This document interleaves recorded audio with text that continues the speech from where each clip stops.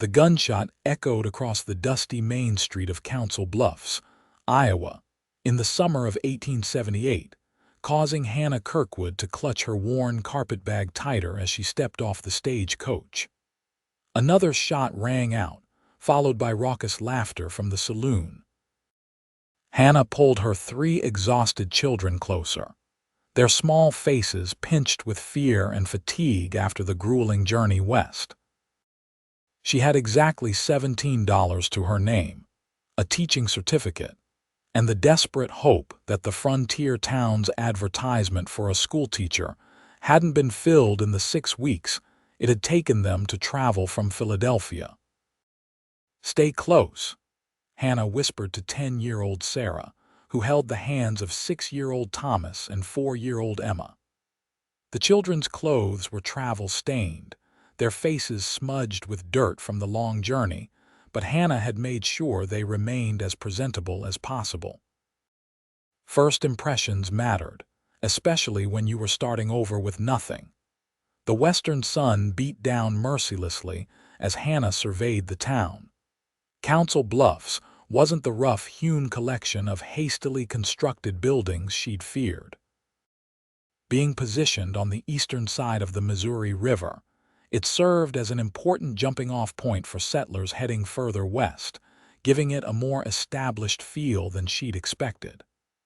Still, it was a far cry from Philadelphia's orderly streets and familiar comforts. "Mama, I'm thirsty," Emma whimpered, her small hand tugging at Hannah's skirt. "Soon, sweetheart," Hannah promised, trying to locate the town hall where she hoped to find the mayor who had placed the advertisement for a teacher. A commotion erupted from the saloon as 2 men burst through the batwing doors, locked in a violent struggle. One man threw a punch that sent the other stumbling backward into the street, directly into Hannah's path. She gasped, pulling her children behind her as the man crashed to the ground, his hat tumbling off to reveal a shock of dark hair. "You cheating snake," bellowed the man still standing in the doorway of the saloon. "Nobody deals from the bottom in my establishment." The fallen man rolled to his feet with surprising agility, revealing a handsome face with a strong jaw shadowed by stubble. His piercing blue eyes briefly met Hannah's startled gaze before returning to his adversary. "I don't cheat, Maxwell," he said in a deep, steady voice that carried across the street. "You're just a poor loser." The saloon owner Maxwell drew his pistol with alarming speed. "I'll show you who's the loser, Lawson." Hannah's heart hammered in her chest as she shielded her children, but before Maxwell could fire, another man stepped between them, an older gentleman with a silver star pinned to his vest. "That's enough, Maxwell," the sheriff said firmly. "Put that gun away before I have to lock you up again." Maxwell glowered but holstered his weapon. "Keep that drifter out of my place, Sheriff. He's not welcome." As Maxwell retreated into the saloon, the man called Lawson brushed dust from his clothes and retrieved his hat. Now that the danger had passed, Hannah got a better look at him. He wasn't dressed like the other cowboys she'd seen. His clothes were well worn but of good quality dark trousers, a blue shirt with the sleeves rolled up revealing tanned forearms, and a leather vest. A gun belt sat low on his hips, but there was something refined about him that suggested he hadn't always lived on the frontier. "You all right, madam?" the sheriff asked Hannah, tipping his hat. "Sorry about that unpleasantness. Not the best welcome to Council Bluffs." "We're fine, thank you," Hannah replied, trying to keep her voice steady. "I'm looking for Mayor Wilson's office. I've come about the teaching position." The sheriff's weathered face broke into a smile. "Well now, that's good news. We've been waiting on a teacher for some time. The mayor's office is just down the street, that 2-story building with the green door." "Thank you," Hannah said, gathering her children closer. "Name's Sheriff Douglas, by the way, and you are Hannah Kirkwood. These are my children Sarah, Thomas, and Emma." The man called Lawson had been dusting off his hat, but at the mention of her name, he looked up with interest. "You've come a long way to teach in our little town," he observed, his voice carrying a hint of an educated Eastern accent that surprised Hannah. "Philadelphia," she confirmed, unable to resist the direct gaze of those blue eyes, even as she reminded herself to be cautious around strange men, especially ones who got into fights in saloons. "Lucas Remington," he said, extending his hand.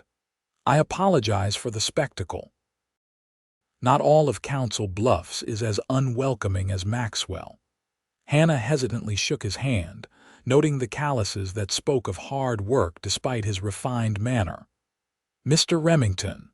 Most folks just call me Luke," he said with a smile that transformed his serious face. Sheriff Douglas cleared his throat. "Luke here is our local ranch foreman at the Double R when he's not getting himself thrown out of saloons." Luke's smile turned rueful. "A rare occurrence, I assure you." Hannah nodded politely but took a step back, placing a protective hand on Thomas's shoulder.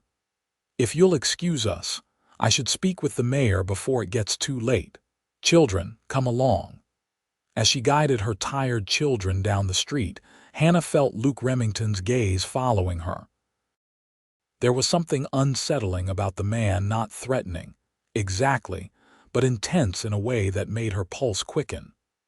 She couldn't afford distractions.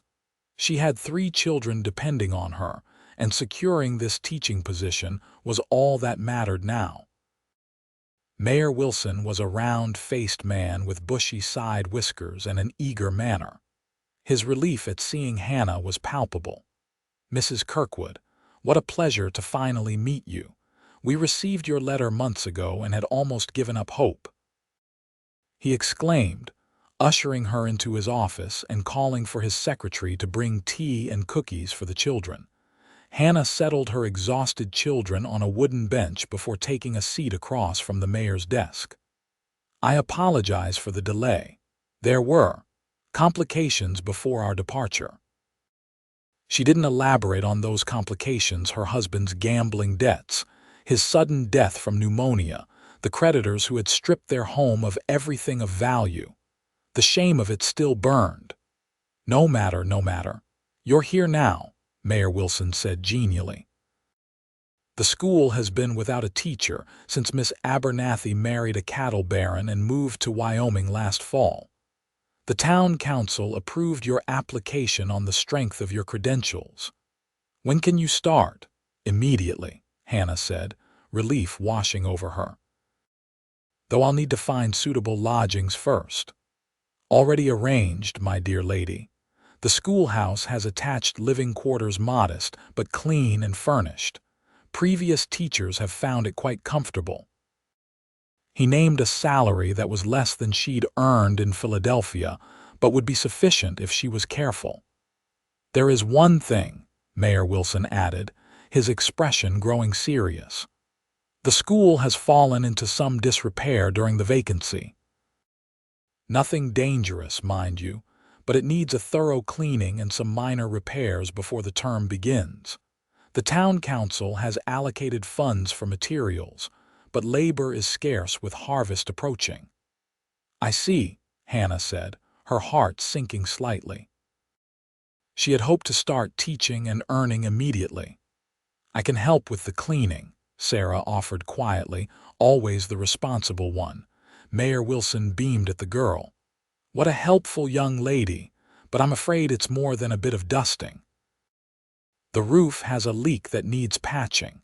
Some windows need reglazing, and there's a nest of raccoons that have taken up residence in the bell tower." Hannah fought to keep her expression composed.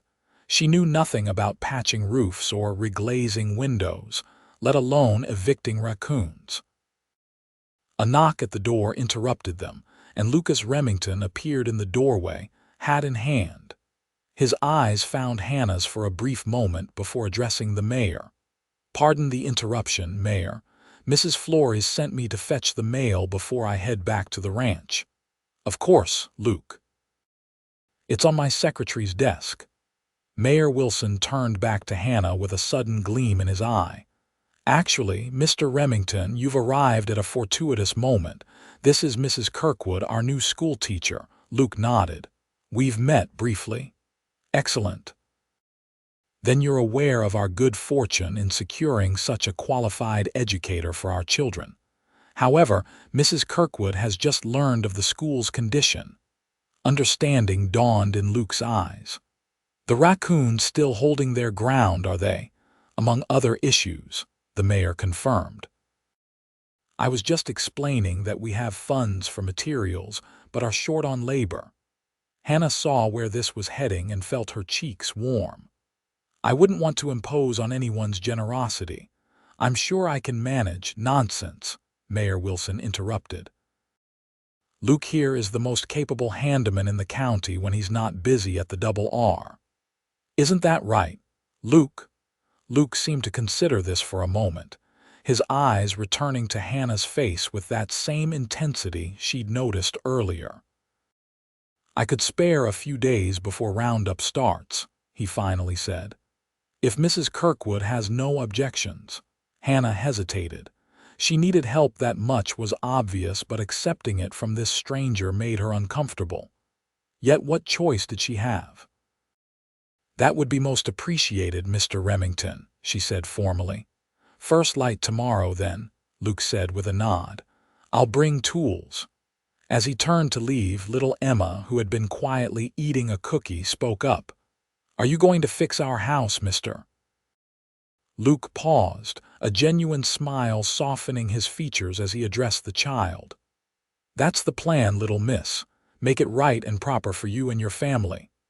Thank you, Emma said solemnly, offering him her half-eaten cookie. Luke hesitated, then gently declined. That's mighty kind, but you enjoy that. You've had a long journey. After he departed, Mayor Wilson arranged for the town's only hotel to provide Hannah and the children a room for the night, free of charge. A welcome gift from the town, he explained. Tomorrow, once you've seen the school, you can decide if the living quarters will suffice.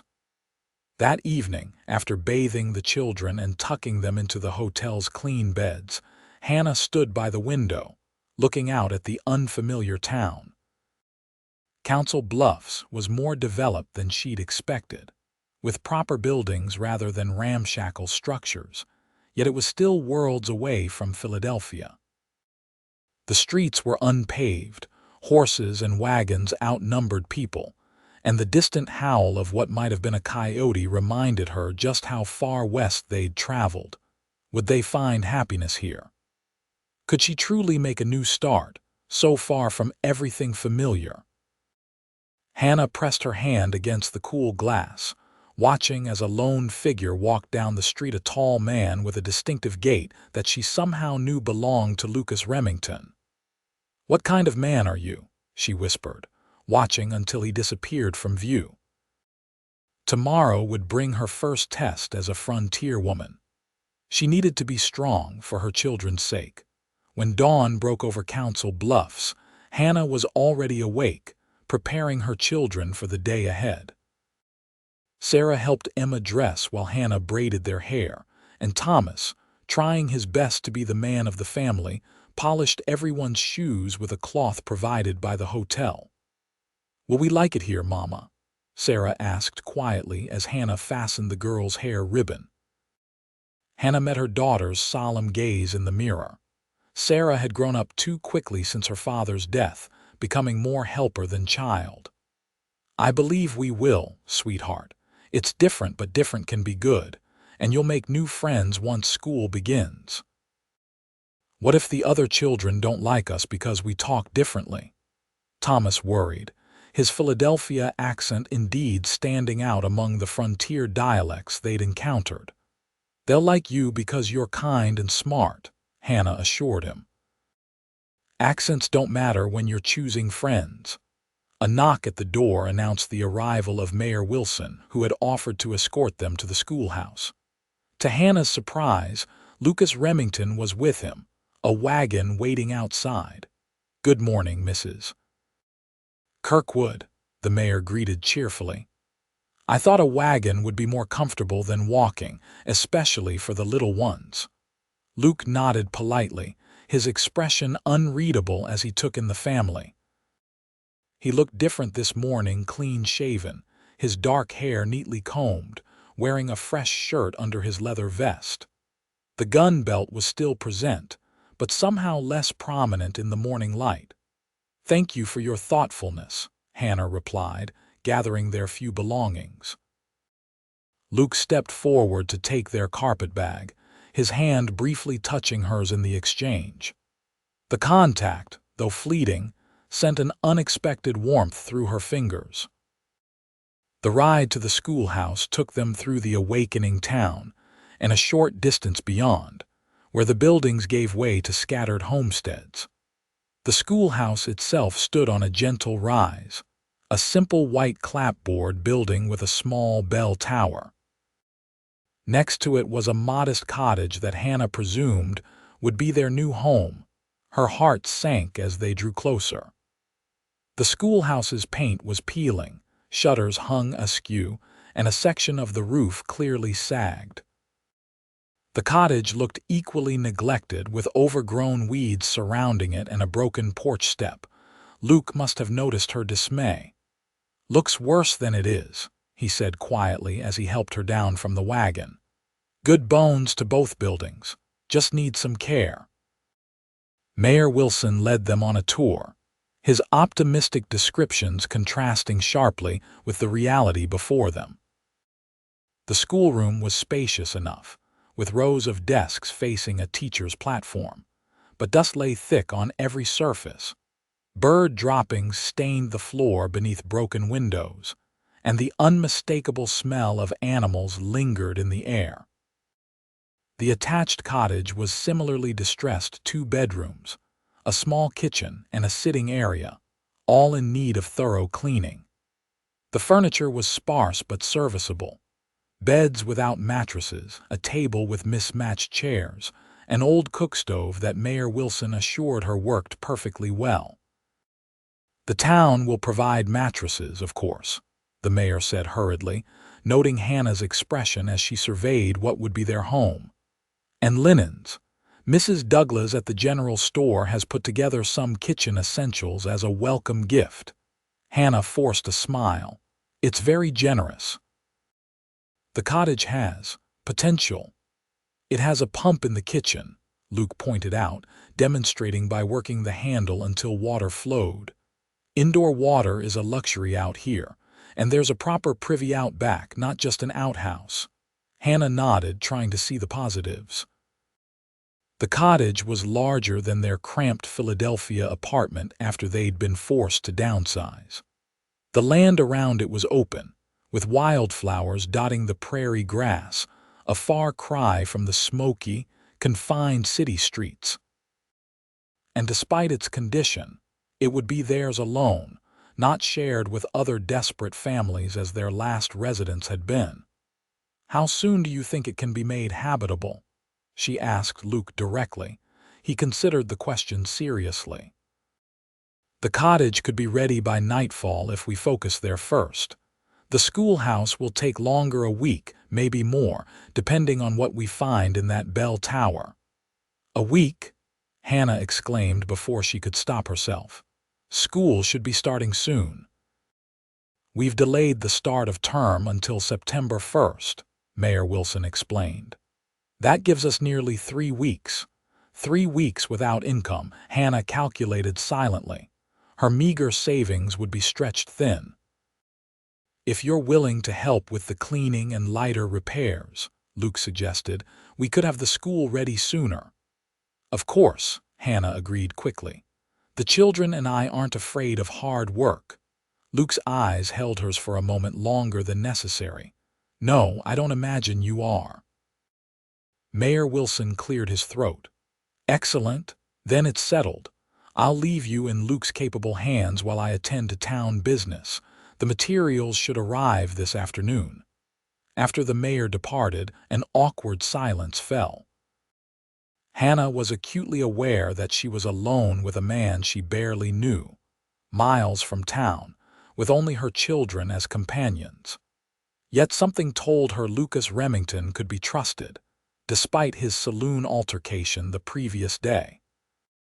"Perhaps we should start with clearing out this room," she suggested, moving toward the kitchen. "The children and I can clean while you assess what repairs are needed most urgently." Luke nodded. "Fair plan. I brought some tools and supplies in the wagon." He turned to the children, who had been unusually quiet during the inspection. "Would you young'uns like to help me unload? There might be a surprise for helpful hands." Thomas and Emma eagerly followed him outside while Sarah stayed behind with Hannah. "What do you think of him, Mama?" Sarah asked softly as they began clearing cobwebs from the corners. Hannah considered the question. "Mr. Remington seems capable. We're fortunate he's willing to help." "He looks at you in a special way," Sarah observed with the directness of a 10-year-old. Hannah felt her cheeks warm. "That's nonsense, Sarah. He's simply being polite." "Papa never looked at you that way," Sarah persisted, "even before he got sick." Hannah's heart clenched at the mention of her late husband. James Kirkwood had been a handsome man and a charming companion when they'd married 12 years ago. But his charm had concealed a weakness for gambling and drink that had gradually eroded their happiness. By the time he died, their marriage had been a hollow shell, maintained for the children's sake. "That's enough, Sarah," Hannah said firmly. "Mr. Remington is helping us because the mayor asked him to, nothing more. Now, let's see if we can make this kitchen serviceable." Outside, she could hear Luke's deep voice explaining something to Thomas, followed by her son's excited questions. Emma's delighted giggle floated through the open window. For all his intimidating presence, the man seemed to have a way with children. By mid-morning, they had established a rhythm. Hannah and Sarah cleaned the cottage while Luke tackled the structural issues, with Thomas eagerly assisting by handing him tools. Emma flitted between helping her mother and watching the men work, her natural charm already winning Luke's affection. Shortly before noon, a wagon arrived with the promised supplies: lumber, shingles, glass panes, mattresses, linens, and a crate of groceries. The driver also delivered a note from Mrs. Douglas inviting Hannah and the children to dinner that evening, to welcome Council Bluffs' newest residents properly. Luke helped unload everything, then disappeared into the bell tower to assess the raccoon situation. He emerged covered in dust but triumphant. "They've moved on," he reported. "Left a mess, but nothing that can't be cleaned up. The roof's another matter that leaks worse than it looks from inside." Hannah wiped her brow, leaving a smudge of dirt across her forehead. The kitchen was now clean enough to use, though the rest of the cottage remained in disarray. "Should we prioritize the roof then?" Luke's eyes lingered on the smudge, his hand half raising as if to brush it away before he caught himself. "The cottage roof first. It's sound except for that corner over the kitchen. We'll need to replace some shingles before tonight in case it rains." Hannah nodded. "I should start preparing lunch. You must be hungry after all this work." "No need," Luke said quickly. "I don't want to impose." "Nonsense. You're working without pay to help us. The least I can offer is a meal." Luke seemed about to argue further when Emma tugged at his hand. "Mama makes the best sandwiches," she informed him solemnly. "Even when we only had a little bread." Something flickered across Luke's face, understanding, perhaps, or respect. "Well, in that case I accept." While Hannah assembled simple sandwiches from the provisions Mrs. Douglas had sent, Luke worked with Thomas to draw water from the pump and fill the large wash basin. The boy chattered away, asking endless questions about ranch life that Luke answered with surprising patience. "Mr. Remington says I can visit his ranch someday," Thomas announced as they gathered around the newly cleaned kitchen table. "He has horses and cows and even a real bunkhouse where the cowboys sleep." Hannah glanced at Luke, who looked slightly embarrassed. I hope that's all right, Mrs. Kirkwood. The double R is only about 5 miles west. Children often come out to see the animals. Perhaps when we're more settled, Hannah said noncommittally. And please call me Hannah. Mrs. Kirkwood makes me feel like one of my former teachers. Luke's smile transformed his face, erasing the hard lines around his eyes. Hannah, then. And I meant what I said, you'd all be welcome at the ranch anytime. Mrs. Flores, our housekeeper, loves visitors, especially children. You live in the bunkhouse with the other cowboys? Sarah asked, her natural curiosity overcoming her initial shyness. Luke chuckled. No, I have a small cabin near the main house. As foreman, I get a few privileges.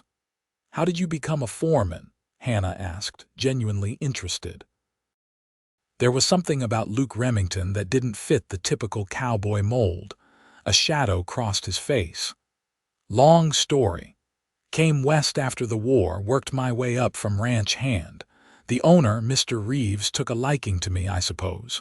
The war. That would explain the haunted look that sometimes appeared in his eyes. So many men had come west to escape those memories. Were you an officer?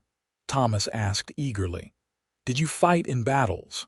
Thomas, Hannah chided gently. That's not an appropriate question for the dinner table. It's all right, Luke said, though his expression had grown guarded. Yes, I was an officer, lieutenant in the Union Army, but that was a long time ago. The conversation shifted to safer topics: the upcoming school term, the children they might expect as students, the town's annual harvest festival in October. Luke gradually relaxed again, and Hannah found herself enjoying his company more than she'd anticipated. He was intelligent and well-spoken, with an unexpected dry humor that emerged when he was comfortable. After lunch, they returned to work with renewed energy. Luke and Thomas began replacing the damaged shingles on the cottage roof, while Hannah, Sarah, and Emma continued cleaning and arranging their meager belongings. By late afternoon, the cottage had been transformed from a dusty, abandoned shell into something approaching a home. The floors were swept, windows washed, and fresh linens adorned the beds. Luke had repaired the broken furniture, fixed the leaking roof, and even fashioned a small shelf for Emma's treasured doll collection. It looks like a different place, Hannah marveled as they gathered in the small sitting room to assess their progress. The cottage was still sparse, but it was clean and sound, a place where they could build a new life. Luke nodded, satisfaction evident in his eyes as he surveyed their work. Amazing what a little effort can accomplish. We'll start on the schoolhouse tomorrow. I can't thank you enough for all you've done today, Hannah said sincerely. We couldn't have managed this alone. Happy to help, Luke replied, his voice gruff with an emotion Hannah couldn't quite identify. I should head back to the ranch before dark. I'll return in the morning. As he gathered his tools, Emma approached him with a small, wilted wildflower she'd picked earlier. This is for you, she said, offering it with solemn ceremony, because you fixed our home. Luke knelt to accept the gift, treating it with the same gravity as if she'd handed him a priceless treasure. Thank you, Miss Emma. I'll keep it safe. Hannah's heart twisted unexpectedly at the scene. Emma barely remembered her father. She'd been just 2 when James died. To see her daughter offering such a gesture of trust to a man they'd known less than a day stirred complicated feelings. We'll see you at Mrs. Douglas's for dinner, Hannah asked as Luke straightened. He hesitated. I wasn't invited. Oh. Hannah felt unexpectedly disappointed. Well then. Tomorrow morning, Luke nodded, placing his hat on his head. First light. After he left, the cottage seemed strangely empty despite the presence of 3 active children. Hannah shook off the feeling and helped her family prepare for their dinner engagement, grateful for the chance to meet more of the townsfolk, who would soon be entrusting their children to her care. Mrs. Douglas proved to be a gracious hostess, and the evening introduced Hannah to several prominent families of Council Bluffs. She learned that the town had grown significantly since the completion of the Transcontinental Railroad 10 years earlier, though it remained small compared to eastern cities. The people were welcoming, curious about her background but not prying into the circumstances that had brought a widow and 3 children so far west. "You'll find most folks here mind their own business," Sheriff Douglas told her as they enjoyed apple pie for dessert. "Fresh starts are something we all understand in these parts." Hannah was grateful for that philosophy. She had no desire to explain James's gambling debts or the humiliating circumstances of their final months in Philadelphia. "Luke Remington is helping repair the schoolhouse," she mentioned, trying to sound casual. "He seems very capable." Several knowing glances passed between the adults at the table. "Luke's one of the best men in the county," Mrs. Douglas affirmed. "Keeps to himself mostly, but there's not a person in trouble he wouldn't help. Served with distinction in the war," her husband added, "though he doesn't talk about it much." "Such a shame about his family," another woman murmured. Hannah's curiosity was piqued, but before she could ask for clarification, Mrs. Douglas smoothly changed the subject. "How are your children settling in, Mrs. Kirkwood? It must be quite an adjustment after city life." By the time they returned to their cottage, guided by Sheriff Douglas with a lantern, Hannah was too tired to dwell on the mysterious comment about Luke's family. Tomorrow would bring another day of hard work, and she needed rest. Yet as she lay in her new bed, listening to the unfamiliar night sounds of the prairie, her thoughts returned to Lucas Remington. There was more to the quiet foreman than met the eye, a depth of character that intrigued her despite her determination to focus solely on establishing security for her children. "I didn't come west to find a man," she whispered to herself in the darkness. "I came to build a new life for my family." But as sleep finally claimed her, Hannah couldn't help wondering what tragedy lay in Lucas Remington's past, and why the thought of him returning in the morning brought a small, unbidden flutter to her heart. True to his word, Luke arrived at first light, this time with a young ranch hand to assist with the heavier work at the schoolhouse. Over breakfast, a simple meal of porridge that Hannah insisted he join them for, Luke introduced Miguel, a cheerful Mexican youth of about 18 who spoke English with a musical accent. "Miguel's the best with what I've ever seen," Luke explained as the young man bashfully ducked his head at the praise. "Taught him basic carpentry when he first came to the ranch, and now he teaches me new tricks." The day established what would become their routine for the next week. Luke and Miguel tackled the structural repairs while Hannah and the children cleaned, organized, and helped with whatever tasks they could manage. By the end of the first day, the schoolhouse roof had been properly patched, and by the third day, all the broken windows had been replaced. During these days of shared labor, Hannah learned more about Luke through observation than conversation. He was patient with her children, especially Thomas, who followed him like a shadow. He worked methodically and skillfully, with a perfectionism that suggested high standards for himself. And occasionally, when he thought no one was watching, a profound sadness would cross his face, particularly when observing Hannah with her children. On the fourth day, as they broke for lunch beneath the shade of an old oak tree beside the schoolhouse, Hannah finally gathered the courage to ask about his past. "Have you been in Council Bluffs long?" she began, keeping her tone casual as she handed him a sandwich. Luke accepted it with a nod of thanks. "About 8 years now, came through after the war, heading further west, but Mr. Reeves offered me work and I never left. And before the war, where was home?" A shadow crossed his face. "Virginia. Small town near Richmond." Hannah hesitated, sensing his reluctance but unable to curb her curiosity. "Do you have family there still?" Luke was silent for so long that Hannah thought he wouldn't answer. When he did, his voice was low, meant for her ears alone while the children played nearby with Miguel. "Had a wife and son, Caroline and James. Yellow fever took them both in '68 while I was still trying to rebuild our farm after the war." His eyes fixed on the horizon. "Couldn't stay after that, just rode west until the memories weren't so sharp." Hannah's heart ached for him. "I'm so sorry, Luke." "I shouldn't have pried," he shook his head. "It's all right. Been 10 years now. Pain fades eventually." Hannah thought of James not with the sharp grief of recent loss, but with a complex mixture of affection for the man she'd married and regret for what their marriage had become. "Yes, it does. Though we carry them with us always." Luke's eyes met hers with sudden intensity. "Your husband, was it illness?" "Pneumonia," she confirmed. 2 years ago, though we'd lost him in other ways before that. The gambling took everything else first."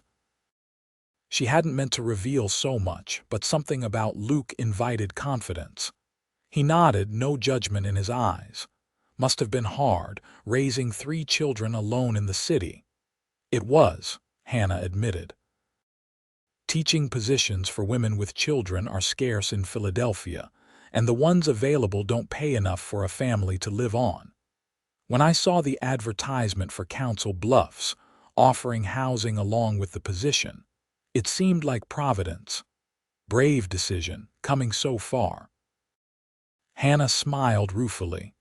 "Brave or desperate, sometimes they look the same." A comfortable silence fell between them, broken only by the children's laughter as Miguel taught them a Spanish counting game. In that moment, Hannah felt a connection with Luke that transcended their brief acquaintance, 2 people who had endured loss and were still finding their way forward. The moment was interrupted by the arrival of a wagon bearing Mayor Wilson and several town council members, come to inspect the progress. Their approval was effusive, with particular praise for Luke's craftsmanship. "You've worked wonders, Mr. Remington," one councilman declared. "The place hasn't looked this good in years." "Mrs. Kirkwood and the children deserve most of the credit," Luke replied, nodding toward Hannah. "They've worked from sunup to sundown without complaint." The pride in his voice warmed Hannah inexplicably. The mayor then announced that the town had decided to host a small gathering the following Saturday, a combination welcome party for Hannah and school preparation day, where families would come to ready the schoolroom for the term. "Nothing elaborate," Mayor Wilson assured Hannah, noting her uncertain expression. "Just a chance for you to meet the parents and children before classes begin. The ladies will bring food, the men will set up the desks, and everyone can see what a fine teacher we've secured for our youngsters." Hannah nodded her agreement, though inwardly she felt a flutter of anxiety. She'd been so focused on making the buildings habitable that she'd had little time to prepare for actually teaching. The schoolroom still lacked books, slates, and other essential supplies. As if reading her thoughts, the mayor added, "The supply shipment from Omaha should arrive tomorrow. Books, slates, chalk, maps, everything you requested in your letter, plus some additional items the council thought might be useful." Relief washed over her. "That's wonderful news, thank you." After the council members departed, work resumed with new energy. By sunset, the schoolhouse interior was transformed, floors scrubbed to a shine, walls freshly whitewashed, windows gleaming in the late afternoon light. All that remained was arranging the desks, setting up the teacher's platform, and organizing the supplies when they arrived. As Luke and Miguel prepared to leave for the day, Hannah approached Luke privately while the children showed Miguel their newly discovered collection of interesting rocks. "I wanted to thank you again," she said softly. "Not just for the work, but for being so good with the children, especially Thomas. He's missed having a man to look up to." Luke's expression was unreadable in the fading light. "They're good kids. You've raised them well." "Will you come to the gathering on Saturday?" Hannah asked, surprising herself with the directness of the question. Luke hesitated. "Not sure that's my place. I'm just the handyman." "You're more than that," Hannah said with sudden conviction. "You've been a friend when we needed one most." "The children would be disappointed if you weren't there, just the children." A voice whispered in her mind which Hannah firmly ignored. Luke studied her face for a moment, then nodded. "All right, for the children." The following days passed in a blur of activity. The supplies arrived as promised, and Hannah spent hours organizing the schoolroom exactly as she wanted it. Luke and Miguel finished the last of the repairs, including building a new set of steps for both the schoolhouse and cottage. By Friday evening, both buildings stood ready, the transformation complete. "Hard to believe it's the same place," Hannah marveled as they stood together in the schoolyard, admiring their work in the golden light of sunset. The children had gone inside to wash up for dinner, leaving the adults alone for a rare moment. "You've made it a home," Luke observed, his gaze taking in not just the buildings but the small touches Hannah had added: wildflowers in clay jars on the windowsills, a handmade wreath on the cottage door, the vegetable garden they'd started together at the side of the house. "We've made it a home," Hannah corrected him. "I couldn't have done this alone." Their eyes met, and Hannah felt that now familiar flutter in her chest. Over the past week, Lucas Remington had become more than just a helpful stranger. He was a man whose strength she admired, whose gentleness with her children touched her heart, and whose quiet companionship she had come to value more than she cared to admit. Luke took a step closer, his expression serious. "Hannah, Mama," Emma's voice called from the cottage door. Thomas spilled the water bucket all over the floor. The moment broken, Hannah gave Luke an apologetic smile. "Duty calls." He nodded, the unspoken words remaining between them as they walked back to the cottage together. Whatever Luke had been about to say would have to wait. Saturday dawned clear and warm, a perfect late August day for the community gathering. Hannah rose early, both excited and nervous about meeting the families whose children would soon be in her care. She dressed carefully in her best dress, a navy blue cotton with white trim that she'd saved for special occasions, and helped the children into their Sunday clothes. "You look pretty, Mama," Sarah said as Hannah pinned up her chestnut hair, allowing a few soft curls to frame her face. "Thank you, sweetheart. I want to make a good impression on everyone." "Including Luke," she added silently, then chided herself for the thought. The first families began arriving mid-morning, bringing food, flowers, and curious children eager to see their new teacher. Hannah greeted everyone warmly, memorizing names and family connections as best she could. The school-aged children ranged from 6 to 16, with varying levels of education, depending on how consistently the previous teacher had managed to hold classes. Mayor Wilson made a brief speech welcoming Hannah officially to the community and encouraging parents to ensure their children attended regularly. "Mrs. Kirkwood comes to us highly qualified, with experience teaching in Philadelphia's finest schools," he proclaimed, somewhat exaggerating her credentials. "Our children will benefit tremendously from her knowledge and dedication." Hannah blushed at the praise but stood tall, aware that these first impressions would set the tone for her authority as a teacher. Her own children mingled with their future classmates, Sarah already forming a friendship with the blacksmith's daughter, while Thomas engaged in a spirited marble game with several boys his age. Luke arrived an hour into the gathering, dressed in clean clothes with his dark hair neatly combed. He stood somewhat apart from the crowd, observing rather than participating until Emma spotted him and ran over to drag him into the festivities. "Mr. Remington needs cake, Mama," she announced, pulling him by the hand to where Hannah stood talking with the general store owner. Hannah smiled at the picture they made, tall, serious Luke being led by tiny, determined Emma. "I believe there's plenty at the dessert table, Emma. Why don't you show Mr. Remington where it is?" As Emma tugged Luke away, Mrs. Douglas appeared at Hannah's side. "That child has him wrapped around her finger already," she observed with a knowing smile. "Emma has that effect on people," Hannah replied lightly. "She's never known a stranger." "And what about you, Mrs. Kirkwood?" the older woman asked gently. "Has Luke Remington managed to work his way past your defenses as well?" Hannah felt her cheeks warm. "Mr. Remington has been very helpful with the repairs. We're grateful for his assistance." Mrs. Douglas raised an eyebrow but didn't press further. "Well, he's a good man. Carries his burdens quietly, but carries them nonetheless. Nice to see him smiling these past days. Been a long time since that's happened regularly." Before Hannah could respond, a commotion near the road drew everyone's attention.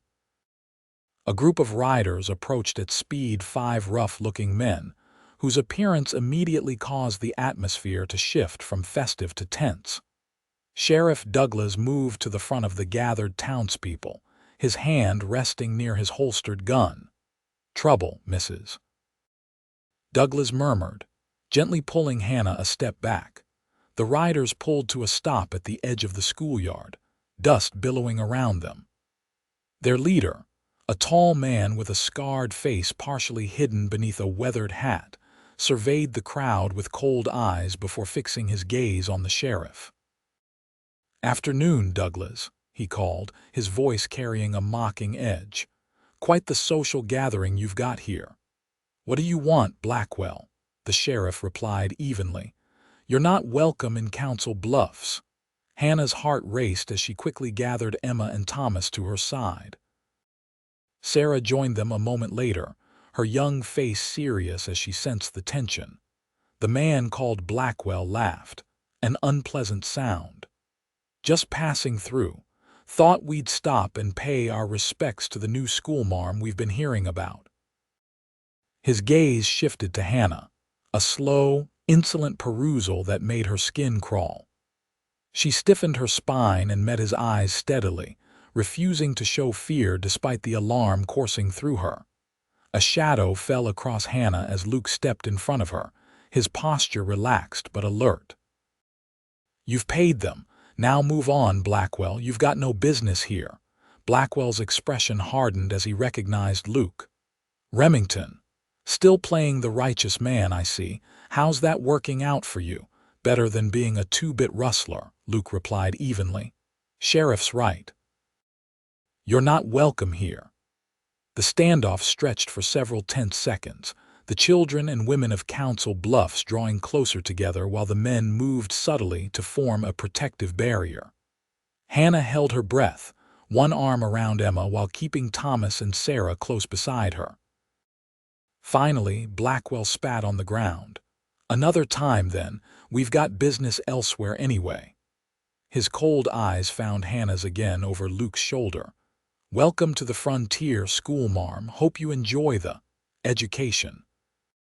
With that, the riders wheeled their horses around and galloped away, leaving a cloud of dust and unease in their wake. The festive mood had been punctured, though Mayor Wilson tried valiantly to restore it. "Let's not allow such ruffians to spoil our celebration," he called. "Mrs. Flores, I believe it's time for that special punch you brought." Gradually, the conversations resumed, though with a more subdued tone. Luke remained near Hannah and the children, his expression grim as he watched the distant riders disappear over a rise. "Who was that man?" Hannah asked quietly. "Jesse Blackwell," Luke replied, his voice tight. "Leads a gang that operates in the hills west of here, cattle rustling mainly, but they've been known to rob stage coaches and isolated homesteads." Fear coiled in Hannah's stomach. "And he knows about me, about the school." News travels fast out here, Luke said. But don't worry. The gang doesn't usually bother established towns too many armed men. They just wanted to cause trouble, remind folks they're around. Hannah wasn't reassured. He threatened me, warned me about getting an education. Luke's jaw tightened. It was just talk, trying to frighten you. Well, he succeeded, Hannah admitted, gathering Emma closer as the child leaned against her skirts, suddenly tired from the excitement. Luke's expression softened as he looked down at the family. I won't let anything happen to you or the children, he said, his voice low but fierce with conviction. None of us will. The sincerity in his eyes made Hannah believe him, despite the fear that still lingered. Thank you, she whispered. The gathering concluded earlier than planned, families departing with promises to return on Monday for the first day of school. As the last wagon pulled away, Hannah found herself alone with Luke and her children in the schoolyard. Will you stay for supper? She asked impulsively. To thank you for everything. It's nothing fancy, just a stew I prepared this morning. Luke hesitated, then nodded. I'd like that. The meal was simple but satisfying, and as dusk fell, they sat on the cottage's small porch while the children played a quiet game inside.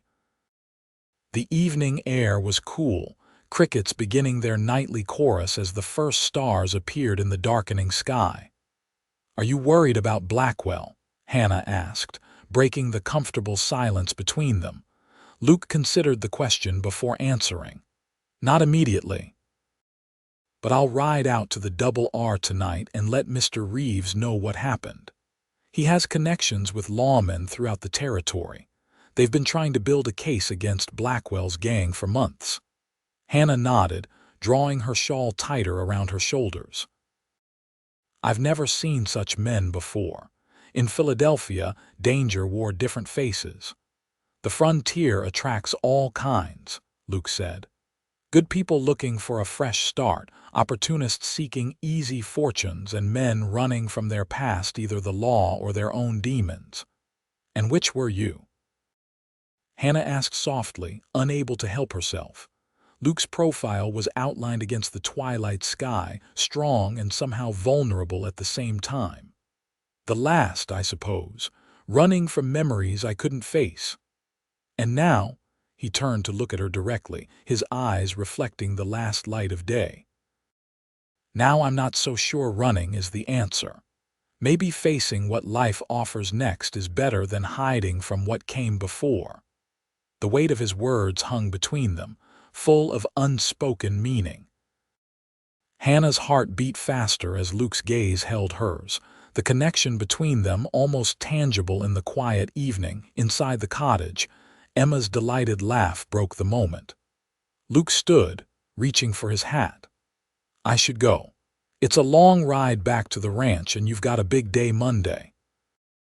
Hannah rose as well, suddenly reluctant to see him leave. Will you come to town for the first day of school? The children would love to see you there. Just the children? Luke asked, his voice gentle. Hannah met his eyes steadily. No, not just the children. A smile touched his lips, warming his features. Then I'll be there. He hesitated, then reached out to briefly touch her hand, a gesture so simple yet so full of promise that Hannah felt it like a physical current between them. Good night, Hannah. Good night, Luke. Ride safely. She watched him mount his horse and ride away, remaining on the porch long after he disappeared into the gathering darkness. Something was happening between them, something unexpected but increasingly precious. Hannah had come west seeking security for her children, not romance for herself. Yet standing there in the cool evening air, she found herself hoping that perhaps, against all odds, she might find both. Monday morning dawned bright and clear, perfect weather for the first day of school. Hannah woke early, her stomach fluttering with a mixture of excitement and nerves. She'd spent Sunday finalizing her lessons and organizing the classroom, determined to make a strong first impression on her students. The children sensed her anxiety, and were on their best behavior as they prepared for the day. Sarah helped Emma with her hair ribbon, while Thomas polished his shoes to a shine without being asked. As they walked the short distance from the cottage to the schoolhouse, Hannah's mind kept returning to Luke's promise to attend. Would he really ride all the way from the Double R just to see the school's opening? The answer came as they approached the schoolhouse. Luke's horse was already tethered to the hitching post, and he stood by the steps, dressed in clean clothes with his hat in his hands. The smile that lit Hannah's face at the sight of him came unbidden and unrestrained. "You came," she said simply as they reached him. "Said I would," he replied, his eyes warm as they took in her appearance. Hannah had worn her best teaching dress, a forest green with subtle trim that complemented her chestnut hair and brought out the gold flecks in her hazel eyes. Emma immediately claimed Luke's attention, showing him the slate and pencil she'd be using for the first time.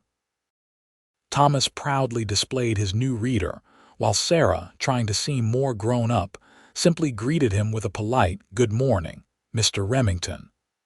"The first families will be arriving soon," Hannah said, glancing down the road. "Would you like to see the classroom in its finished state? You haven't seen it since we arranged the desks and put up the maps." Luke nodded, following the family inside. The transformation was indeed remarkable. What had been a dusty, abandoned room was now a proper schoolhouse, with neat rows of desks facing the teacher's platform where Hannah's desk stood. Colorful maps adorned the walls, alongside a large slate board for demonstrations.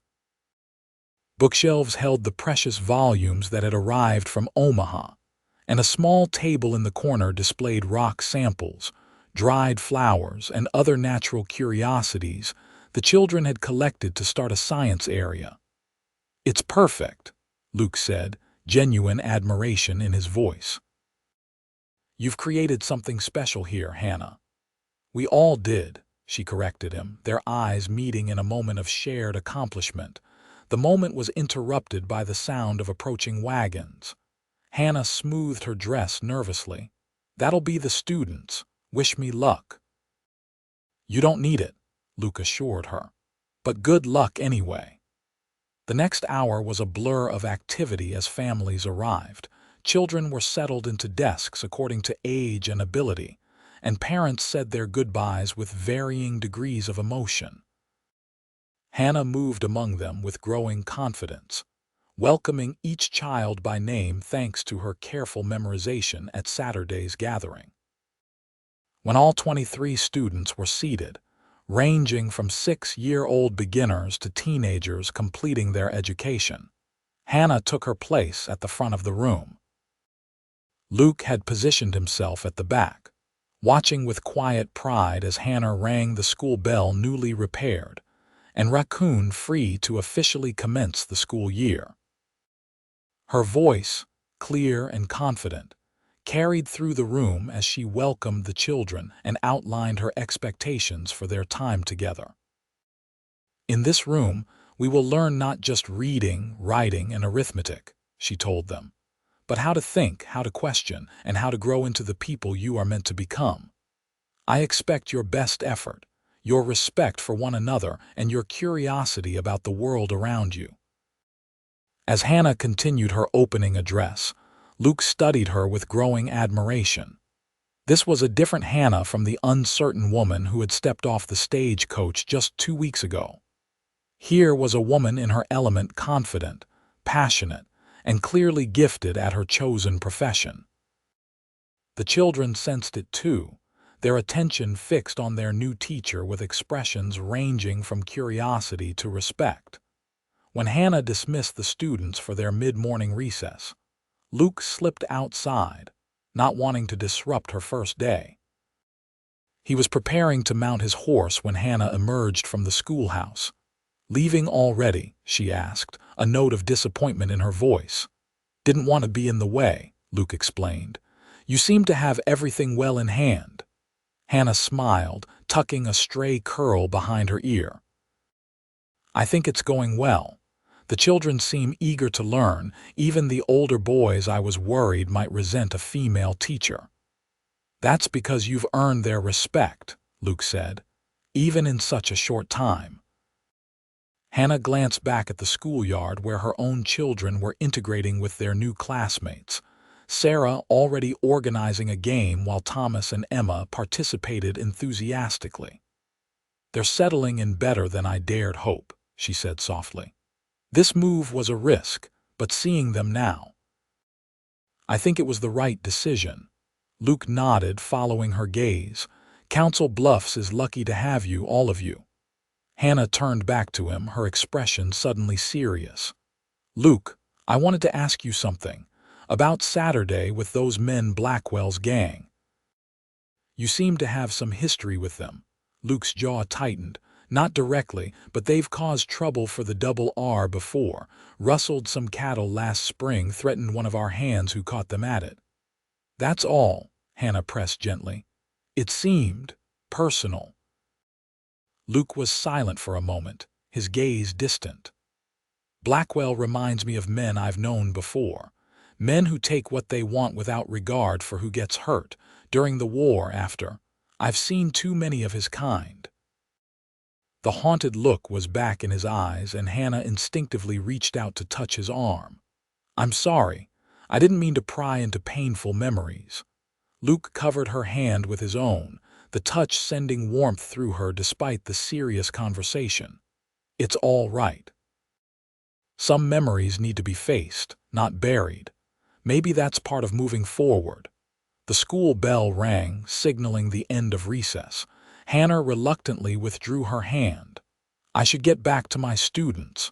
Luke nodded, settling his hat on his head. "I've got ranch business in town later this week." "May I stop by, see how the first days are going?" "I'd like that," Hannah replied, unable to keep the pleasure from her voice. "Perhaps Thursday. The children and I are usually home from school by 4. "Thursday," Luke agreed with a smile that transformed his serious face. "Until then, schoolmarm."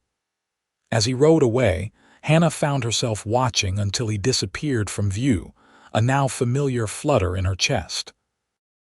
Turning back to the schoolhouse, she forced herself to focus on the day ahead.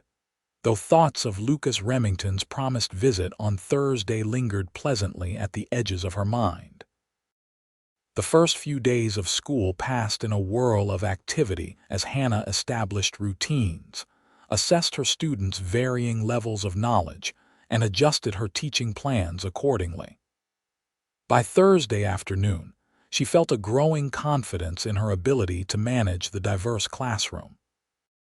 The younger children adored her, while the older students, initially skeptical of the city teacher, were beginning to appreciate her thorough knowledge and fair approach. As Hannah and her children walked home from the schoolhouse, she found herself glancing frequently down the road from town, anticipating Luke's visit with an eagerness that both thrilled and concerned her. Was she being foolish, allowing herself to develop feelings for a man she barely knew? Yet in the Frontier's condensed timeline, 2 weeks of working side by side had created a connection that felt deeper than mere acquaintance.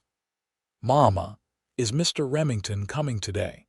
Emma asked, skipping alongside her as they approached the cottage. "He said he might if his business in town allowed," Hannah replied, trying to keep her tone casual. "But we shouldn't count on it, sweetheart." "I hope he comes," Emma declared. "I want to show him my spelling words. I got them all right today." Sarah exchanged a knowing look with her mother. At 10, she was old enough to recognize the growing attachment between Hannah and Luke, though thankfully she seemed to approve. Thomas, absorbed in a new marble game he'd learned from his classmates, was less aware of the budding relationship, though he too had taken a strong liking to Luke. They had just reached the cottage when the sound of hoofbeats announced a rider approaching. Hannah's heart quickened as Luke came into view, leading a pack horse loaded with supplies in addition to his own mount. "Mr. Remington," Emma called, running to meet him with her slate held high. "I did all my spelling words." Luke dismounted with easy grace, handing his reins to Thomas, who beamed at being entrusted with the horse. "Did you now? Let's see this impressive work." As Luke examined Emma's slate with exaggerated seriousness, Hannah found herself studying him the way the sun brought out auburn highlights in his dark hair, the crinkles around his eyes when he smiled, the gentle way he knelt to Emma's level despite his tall frame. Something warm and unexpected blossomed in her chest at the sight. "I brought some things from town," Luke said as he straightened, addressing Hannah. "Mrs. Douglas mentioned you were in need of a few items for the cottage that weren't included in the initial supplies." Hannah was touched by his thoughtfulness. "That's very kind of you, Luke. You didn't need to go to such trouble." "No trouble," he assured her, beginning to unload the packhorse. "Mr. Reeves sends some things as well, a welcome gift from the Double R." The few items turned out to be a generous assortment.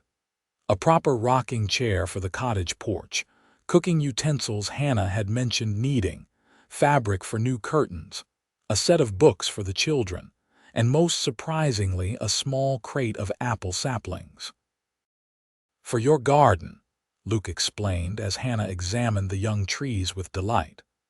"They'll take a few years to fruit properly, but Mr. Reeves thought you might like to plant something that would grow along with your time here." The symbolism wasn't lost on Hannah. These trees represented putting down roots, a commitment to staying. The gesture moved her deeply. "It's perfect," she said softly. "Thank you." Their eyes met, and in that moment, Hannah felt something shift between them, an acknowledgement of possibilities neither had yet voiced aloud. The moment was broken by Thomas's excited voice. "Can we plant them right now, Mama? Mr. Remington can show us how." Luke chuckled. "We'd need to prepare the ground properly first, young man. But if your mother approves, I could come on Saturday to help with the planting." "Saturday would be wonderful," Hannah agreed quickly, perhaps too quickly judging by the knowing smile that tugged at Luke's lips. The rest of the afternoon passed pleasantly as Luke helped set up the rocking chair on the porch, the children chattering away about their school experiences. When Hannah invited him to stay for supper, he accepted without the hesitation he'd shown the first time. As dusk approached and the meal concluded, Hannah sent the children to prepare for bed while she and Luke sat on the porch, the new rocking chair creaking gently as Hannah swayed. The evening air was cool but not cold, the prairie stretching out before them bathed in the golden light of sunset. "You seem settled already," Luke observed. "As if you've been teaching here for years, not days." Hannah smiled, pleased by the observation. "It feels right being here. The children are adapting better than I hoped, even Sarah, who I worried would miss city life the most." "And you? Do you miss Philadelphia?" Hannah considered the question seriously. "I miss certain aspects, the libraries, the museums, the established routines, but not as much as I expected. There's a freedom here that I never had there, room to breathe, to begin again."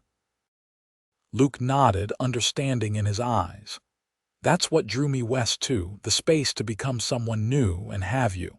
Hannah asked softly. "Become someone new?" Luke's gaze was contemplative as he looked out over the darkening prairie. "In some ways. In others, I'm still the same man who rode away from Virginia a decade ago, still carrying the same regrets, the same memories." "Your wife and son," Hannah said gently. "You must have loved them very much." "I did," Luke confirmed, his voice low. "Caroline was my childhood sweetheart. We married just before the war. James was born while I was fighting at Gettysburg. I didn't see him until he was nearly a year old." Pain flashed across his features. "He was only 4 when the fever took them both. Some days I can barely remember their faces. Other days the loss feels as fresh as if it happened yesterday." Hannah's heart ached for him. Time doesn't heal all wounds, not completely, but it does teach us how to carry them. Luke turned to her, his expression softening. You understand that better than most, I think. In different ways, Hannah acknowledged. James and I. Our marriage wasn't what either of us hoped for by the end. His death brought grief, yes, but also relief from watching his slow self-destruction. The hardest part was seeing the children lose their father bit by bit, long before he actually died. Luke's hand found hers in the gathering darkness, his touch warm and reassuring. You've done right by them, Hannah. They're remarkable children, happy, confident, kind. That's your doing. Not entirely, Hannah said, her voice thick with emotion. These past weeks, seeing them with you, Thomas especially needs a man he can look up to. You've given him that, even in such a short time. The words hung between them, laden with significance neither was quite ready to address directly. Luke's fingers tightened around hers. Hannah, the cottage door opened as Sarah appeared, interrupting whatever Luke had been about to say. Emma wants you to read her story, Mama. She says she can't sleep without it. Hannah reluctantly withdrew her hand from Luke's, aware of Sarah's observant gaze flickering between them. Tell her I'll be right there, sweetheart. As Sarah disappeared back inside, Luke stood, reaching for his hat. I should go. Let you tend to your family.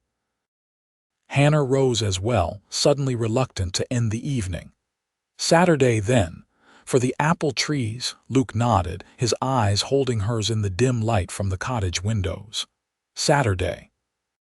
He hesitated, then in a gesture that seemed almost impulsive, he took her hand and raised it briefly to his lips, a touch so light it might have been imagined, yet it sent a current of warmth through Hannah's entire body. Good night, Hannah.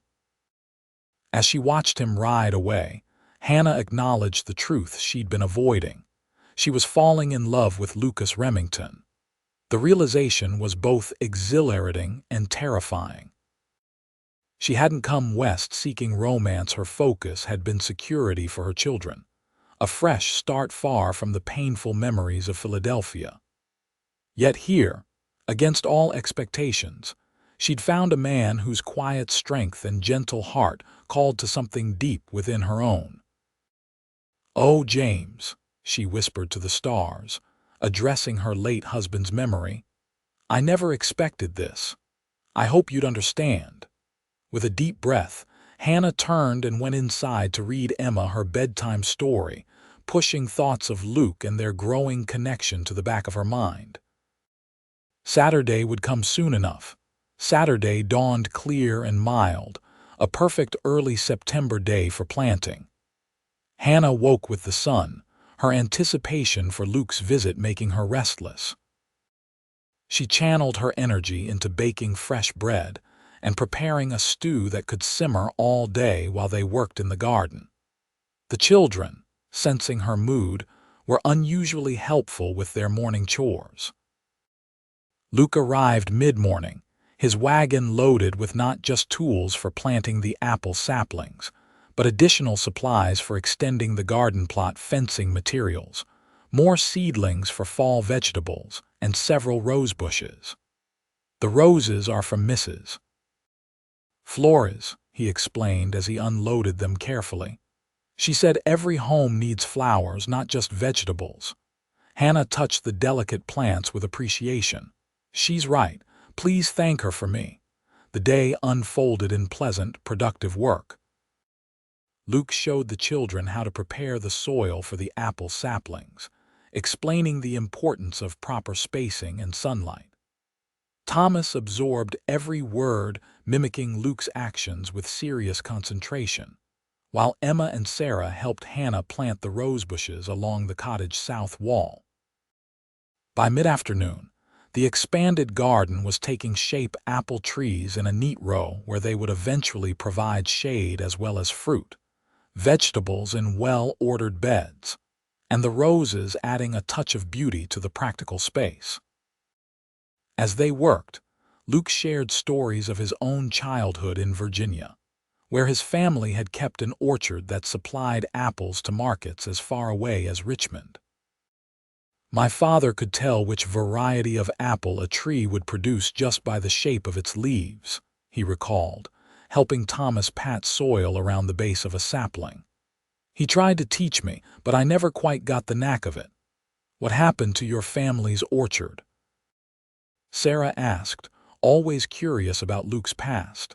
A shadow crossed his face. Lost during the war. Union troops burned it when they came through in '64. My father didn't live to see it. He died at Antietam, fighting for the Confederacy. Hannah, working nearby, glanced up with surprise. You fought for the Union, though. Luke nodded, his expression complex. My father believed in the Southern cause. I couldn't. When the war came, I crossed the lines and enlisted with the Union. My father never forgave me. The last letter I had from him called me a traitor to family and homeland. The pain in his voice was still fresh, decades later. Hannah moved closer, touching his arm gently. You followed your conscience. There's no higher loyalty. Luke covered her hand with his own, gratitude in his eyes for her understanding. The moment was intimate, despite the presence of the children. A silent acknowledgement of the deepening bond between them.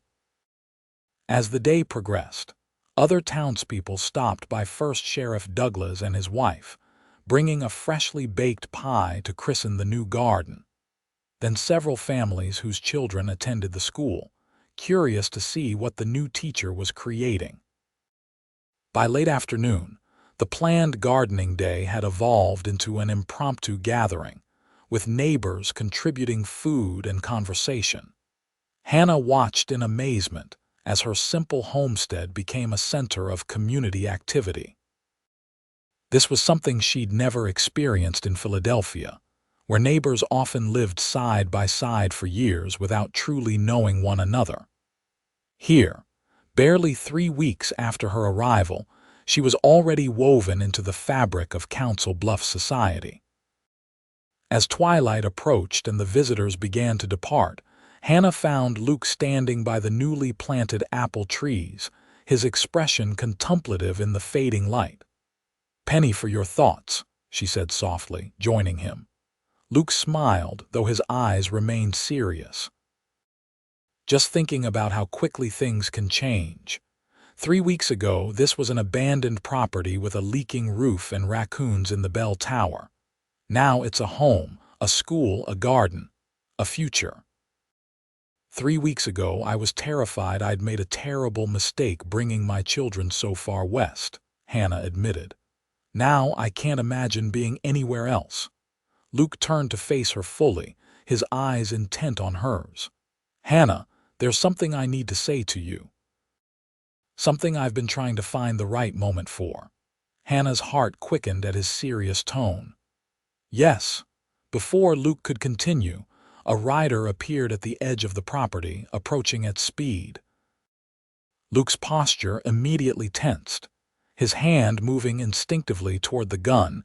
He wasn't currently wearing. He'd left his gun belt in the wagon out of respect for the school setting. The rider proved to be Miguel, his young face tight with urgency as he reined his horse to a stop before them. "Luke, Mr. Reeves sent me to find you," he said breathlessly. "Blackwell's gang hit the north pasture. They've taken at least 20 head, maybe more. Wounded 2 of our men who tried to stop them." Luke's expression hardened. "How long ago?" 2 hours. "Mr. Reeves has gathered the hands. They're waiting for you before riding out." Luke nodded grimly, already moving toward his wagon. "Tell them I'll be there within the hour." Miguel wheeled his horse around and galloped away, leaving a heavy silence in his wake. Hannah followed Luke to the wagon, fear tightening her chest. "You're going after them. After Blackwell's gang." Luke retrieved his gun belt, buckling it efficiently around his waist. "Have to. Those cattle represent the livelihood of everyone at the Double R, and if Blackwell gets away with it this time, he'll only get bolder." "But you said yourself they're dangerous men," Hannah protested, her voice tight with concern. Surely the Sheriff Douglas will be notified, Luke assured her, checking his revolver before holstering it. But by the time he gathers a posse, the trail will be cold. We need to move now. Hannah's children had gathered nearby, sensing the sudden tension. Thomas stepped forward, his young face serious. "Are you going to catch bad men, Mr. Remington?" Luke knelt to the boy's level, his expression gentling. "That's right, Thomas, just like the stories in your dime novels. But real life isn't like those stories. The good guys don't always win without getting hurt." "You'll be careful, though?" Thomas asked anxiously. "As careful as I can be," Luke promised, ruffling the boy's hair before rising to his feet. Hannah's fear must have shown on her face, for Luke took her hands in his voice low and intense. "I'll come back, Hannah. You have my word. See that you do," she whispered, fighting the urge to beg him to stay. This was his duty, his responsibility to the ranch that had given him a home. She had no right to interfere, no matter how strong her feelings had grown. Luke hesitated, then pulled her gently toward him and pressed a brief, tender kiss to her forehead. "Wait for me," he murmured, his breath warm against her skin. Before Hannah could respond, he was mounting his horse, gathering the reins with practiced efficiency. With a final nod to the family, he turned and rode away, his figure silhouetted against the setting sun as he urged his horse to a gallop. Hannah stood watching until he disappeared from view, her children clustered around her in silent support. Only when the dust had settled did she realize she was trembling. "Come, children," she said softly. "Let's finish putting the garden tools away. Then we'll have supper and say a prayer for Mr. Remington and the men of the Double R." As they worked in the gathering darkness, Hannah tried to focus on practical matters, but her mind kept returning to Lucas' warmth, his gentleness with her children, the feel of his lips against her forehead. In just 3 weeks, he had become someone she couldn't imagine her life without. The thought of losing him to Blackwell's gang filled her with a cold dread she could barely contain. "He'll come back, Mama," Sarah said quietly as they washed dishes after supper. "Mr. Remington is smart and brave. He'll be all right." Hannah managed a smile for her perceptive daughter. "Yes, sweetheart, I believe he will." But as she tucked the children into bed and sat alone on the porch in the rocking chair Luke had brought her, Hannah couldn't silence the whisper of fear that wound through her thoughts. The frontier held dangers she was only beginning to understand, and Luke was riding directly into them. All she could do was wait, and hope, and pray for his safe return. 3 days passed without word from Luke or the Double R. Hannah went through the motions of teaching, trying to maintain a cheerful demeanor for her students, but her worry grew with each passing hour. Sheriff Douglas stopped by the school on the second day to inform her that he and several deputies had joined the pursuit of Blackwell's gang, following the trail Luke and the ranch hands had discovered. "No need for concern, Mrs. Kirkwood," he assured her, though his eyes betrayed his own worry.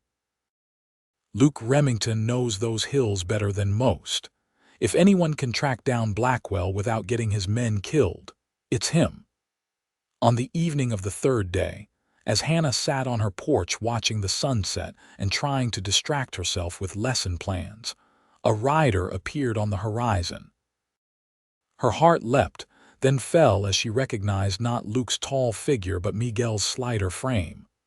The young man's expression as he approached sent ice through her veins. "Miguel, what's happened?" she asked, rising to meet him as he dismounted. Miguel removed his hat, his young face solemn. "We found Blackwell's hideout, Mrs. Kirkwood. There was a fight. Luke, he was shot." The world seemed to tilt beneath Hannah's feet. "Is he?" "He's alive," Miguel hastened to assure her, "but badly wounded. We brought him back to the ranch yesterday. The doctor from Council Bluffs took the bullet out. Luke's asking for you." relief mingled with renewed fear. "How serious is it?" "Doctor says if infection doesn't set in, he should recover, but he's in a lot of pain and—" Miguel hesitated. "He's not a good patient. Keeps trying to get up, check on things. Mrs. Flores thought maybe if you came, he might actually rest like the doctor ordered." Hannah didn't hesitate. "Let me make arrangements for my children. We'll come with you." Within the hour, Hannah and her children were in Miguel's wagon, heading for the Double R. She'd sent notes to Mayor Wilson explaining her absence from school the next day and to Mrs. Douglas asking her to check on the cottage.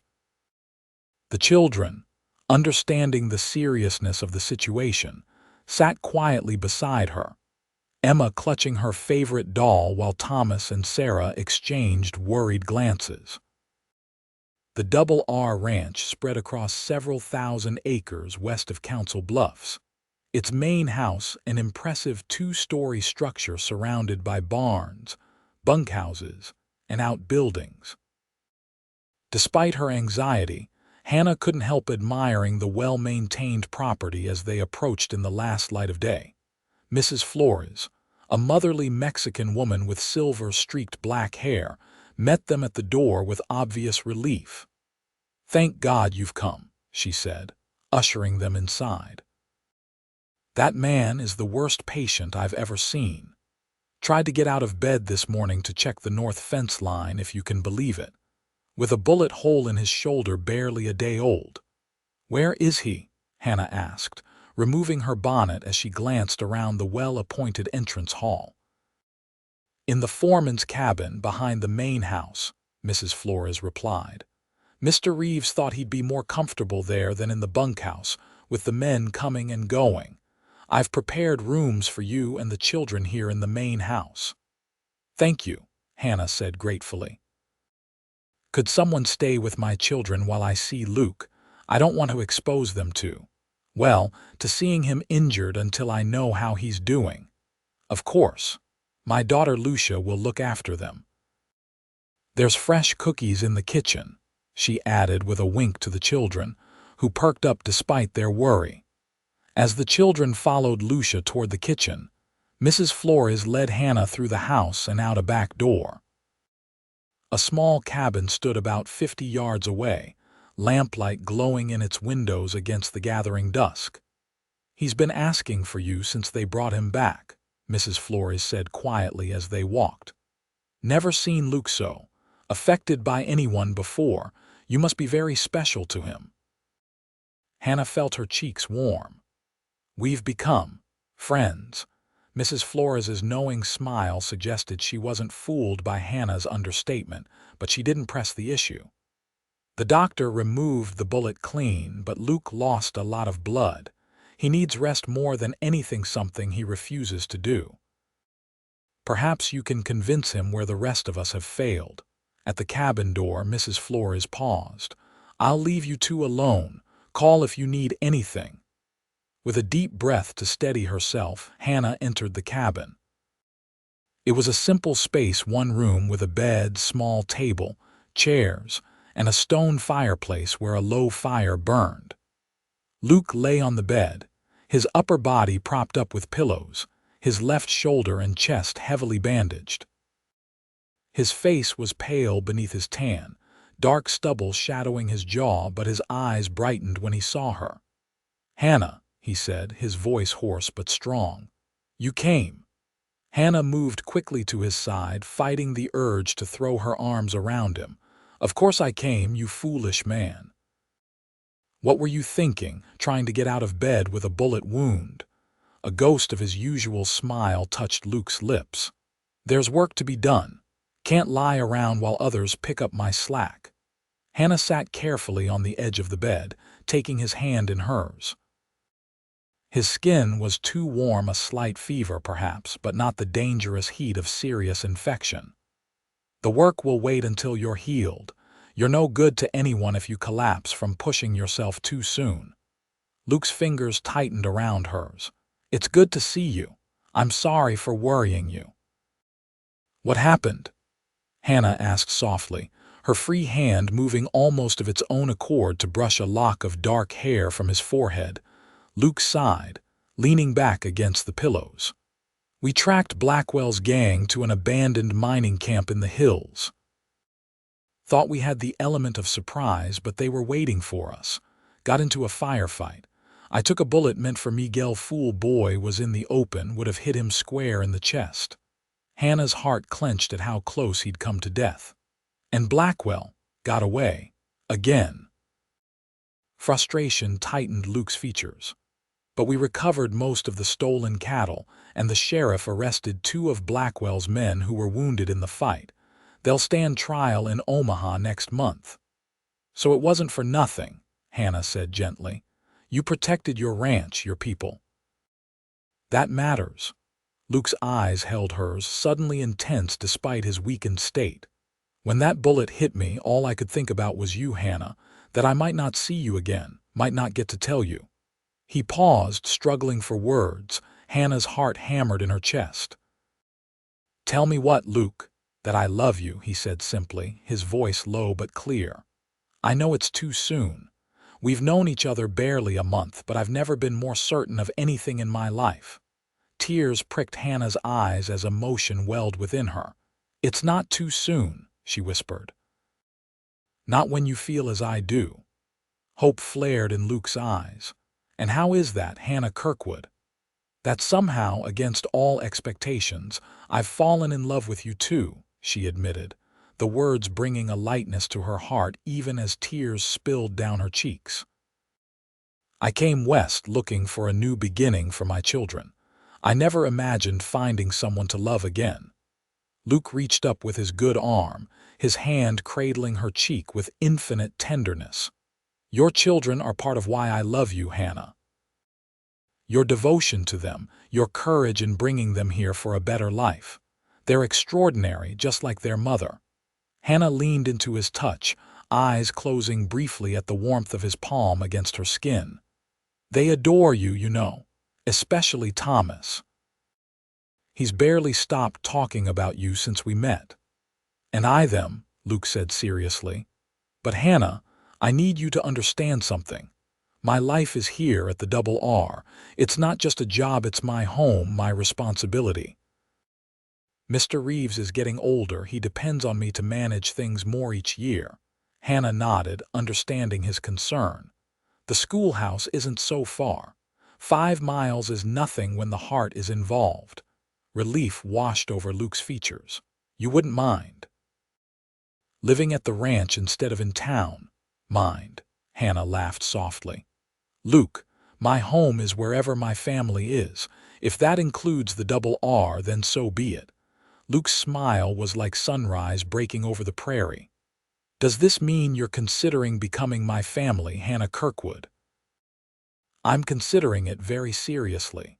Lucas Remington, she replied, her own smile mirroring his despite the tears still damp on her cheeks. Luke tugged gently on her hand, drawing her closer. Then consider this, he murmured, before pressing his lips to hers in a kiss that, despite his weakened state, held all the promise and passion of his declaration. Hannah responded with a depth of feeling that surprised even her, her hand coming to rest lightly on his uninjured shoulder as their lips moved together in perfect harmony. When they finally parted, both breathless, Luke rested his forehead against hers. I've wanted to do that since I saw you standing in the dust of Main Street, protecting your children like a mama bear, he confessed. Hannah laughed softly. Even with 3 children in tow and travel dust on my skirts, especially then, Luke assured her, his eyes warm with affection. You were the most beautiful, courageous woman I'd ever seen. A knock at the cabin door interrupted the moment. Mrs. Flores entered with a tray of food and fresh bandages, her knowing smile indicating she'd guessed the nature of their conversation. Dinner for you both, she announced, setting the tray on the bedside table. And time to change those bandages, Mr. Remington. No arguments. Luke grimaced but didn't protest as Mrs. Flores efficiently checked his wound and applied fresh bandages. Hannah was relieved to see that while the injury was serious, the bullet had passed cleanly through the fleshy part of his shoulder without hitting bone or major blood vessels. "Much better today," Mrs. Flores declared as she finished. "No sign of infection. Keep resting and you might be back on your feet in a week or two." "A week or two," Luke protested. "Mrs. Flores, I can't possibly—" "You can and you will," Hannah interrupted firmly, "or I'll have the children come sit on you to keep you in that bed." Luke's expression was comically indignant, then resigned. "I see I'm outnumbered." "And outmatched," Mrs. Flores added with a wink to Hannah. "I'll leave you to your dinner. The children are enjoying their meal with Lucia and Mr. Reeves in the main house. He's quite taken with them already, especially little Emma." After Mrs. Flores departed, Hannah helped Luke sit up more comfortably and arranged the dinner tray between them. As they shared the simple but delicious meal, they talked of practical matters: Hannah's teaching schedule, the possibility of hiring a substitute for days when weather might make the journey to town difficult, the approaching winter and preparations needed. "There's a small school on the ranch property, actually," Luke mentioned as Hannah cleared away their plates. "It was built for the ranch hands' children and those from neighboring homesteads. Hasn't been used in several years. The last teacher moved away and we couldn't find a replacement. The children go to town now." Hannah's interest was piqued. "A school here. How many children?" "About a dozen at last count. Ages 6 to 15. Mr. Reeves has been concerned about their education suffering, especially in winter when the journey to town can be impossible." "That could be a solution," Hannah mused. "If I could teach here several days a week and in town the others, though I'd need the town council's approval." "Mr. Reeves has considerable influence with the council," Luke noted. "And they'd surely prefer a partial teaching schedule to losing their teacher entirely." Hannah nodded, ideas already forming. "It could work. I'd need to inspect the ranch school, of course, and there would be details to arrange." Luke chuckled, wincing slightly as the movement jarred his injured shoulder. "Already planning. That's my Hannah. My Hannah." The simple phrase warmed her from within. Someone has to plan, especially with you confined to bed for the foreseeable future. As evening deepened into night, Hannah reluctantly prepared to return to the main house where her children were being settled for sleep. Standing by Luke's bedside, she couldn't resist leaning down to place one more gentle kiss on his lips. "Rest," she ordered softly. "I'll bring the children to see you tomorrow if you're feeling up to visitors." Luke caught her hand as she straightened. "Hannah, thank you for coming, for everything." The emotion in his voice touched her deeply. "Always, Luke. Now get some sleep." As Hannah walked back to the main house under a canopy of stars, her heart felt lighter than it had in years. The future stretching before her, a future with Luke by her side, held promise and joy she had never dared to imagine when boarding that stage coach to Council Bluffs. Whatever challenges lay ahead, they would face them together, with the strength of their newfound love to sustain them. The children, drowsy but determined to wait for their mother's return, greeted her with questions about Luke's condition. Hannah reassured them that he would recover fully, though it would take time and patience. "Can we see him tomorrow?" Thomas asked eagerly. "I want to hear about the gunfight with the outlaws." Hannah smoothed his hair affectionately. "You may, but no pestering him about gunfights. Mr. Remington needs rest, not excitement."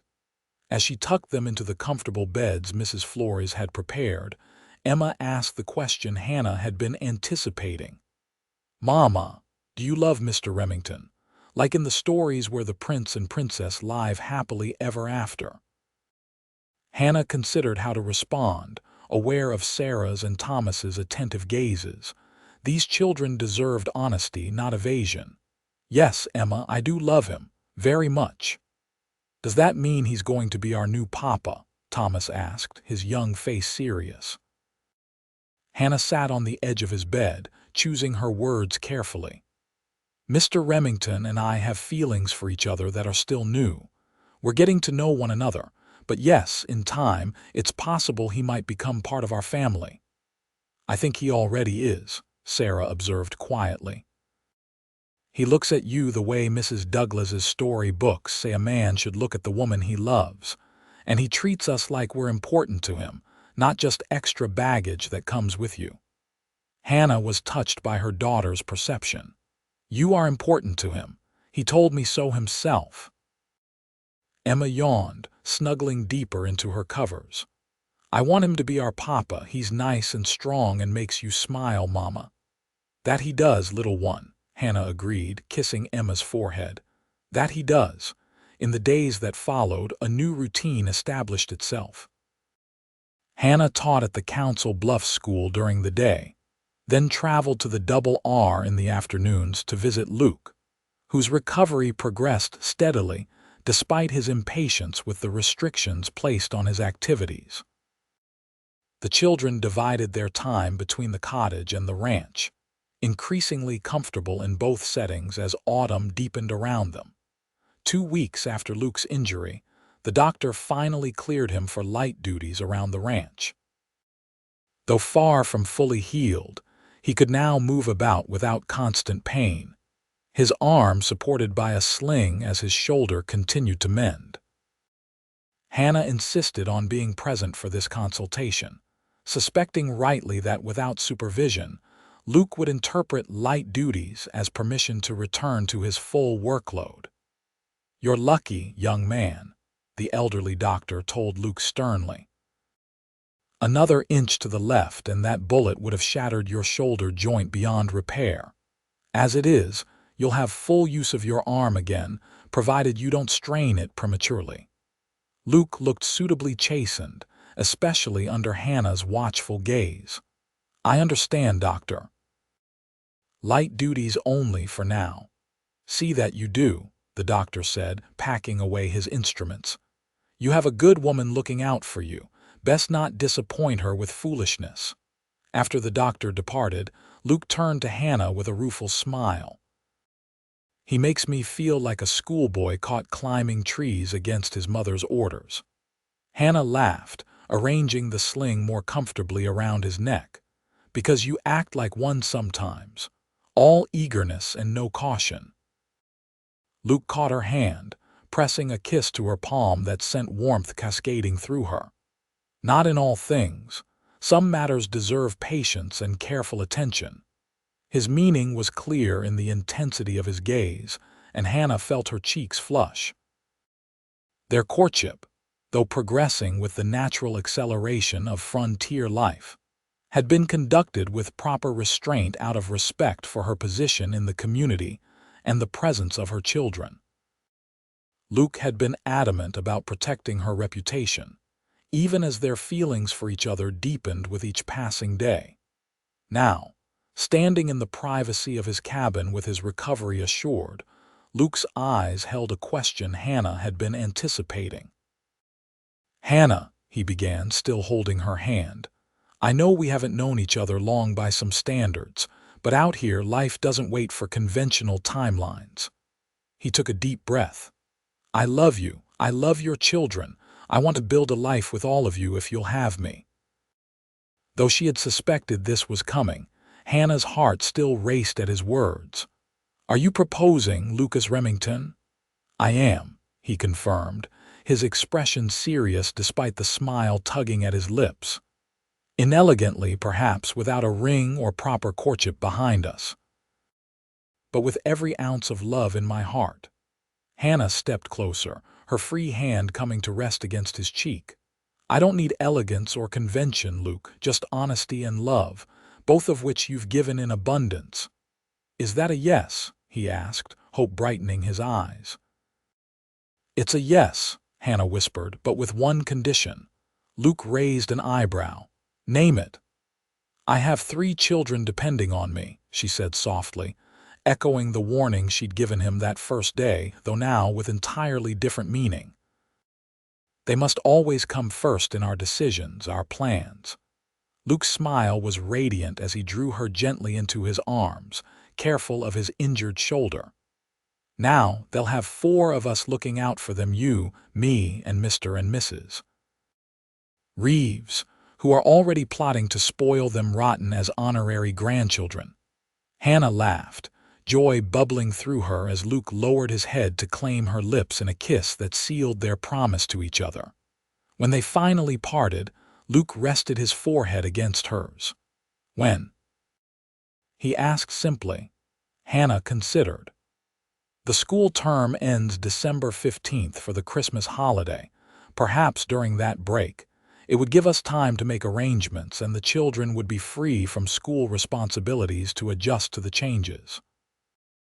Luke nodded, practical even in this most emotional of moments. "The ranch is quieter in winter too. We could take some time together as a family before the spring work begins." Family. The word resonated through Hannah with sweet certainty. This man who had entered their lives so unexpectedly was already thinking of them as a unit, a whole. "I should tell the children," Hannah said, "though I suspect they've been anticipating this announcement for some time." Luke chuckled. "Sarah asked me last week if my cabin could fit another bed for Thomas, since they'd likely be spending more time at the ranch after the wedding. Your daughter has an uncanny ability to see what's coming." "She does indeed," Hannah agreed with a laugh. "Shall we tell them together?" The children's reaction to the news that evening exceeded even Hannah's expectations.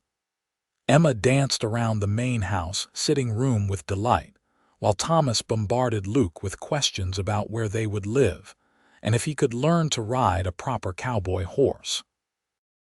Sarah, ever the practical one, immediately began listing the logistics that would need to be addressed, from moving their belongings to adjusting the teaching schedule. "You've already thought about all this, haven't you?" Hannah asked her daughter fondly. Sarah nodded, her expression serious beyond her years. "Someone had to, Mama. You and Mr. Remington." "Luke," he interrupted gently, "if you're comfortable with that now that we're to be family." Sarah considered this, then nodded. "You and Luke have been so busy making eyes at each other that someone needed to consider the practical matters." Luke burst out laughing, then winced as the motion jarred his shoulder. "She has you there, Hannah. We've been somewhat distracted."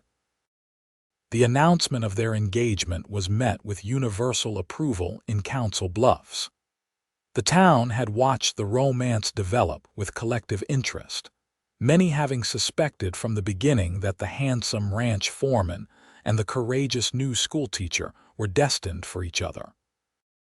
Mayor Wilson was particularly pleased, seeing in their union a perfect solution to the educational needs of both the town and the outlying ranch community. The town council readily approved Hannah's proposal to split her teaching time between the 2 locations, with the Double R school reopening after the Christmas holiday. The wedding was set for December 22nd, allowing for a small honeymoon trip to Omaha before the start of the new term. As the date approached, preparations absorbed much of Hannah's free time. Mrs.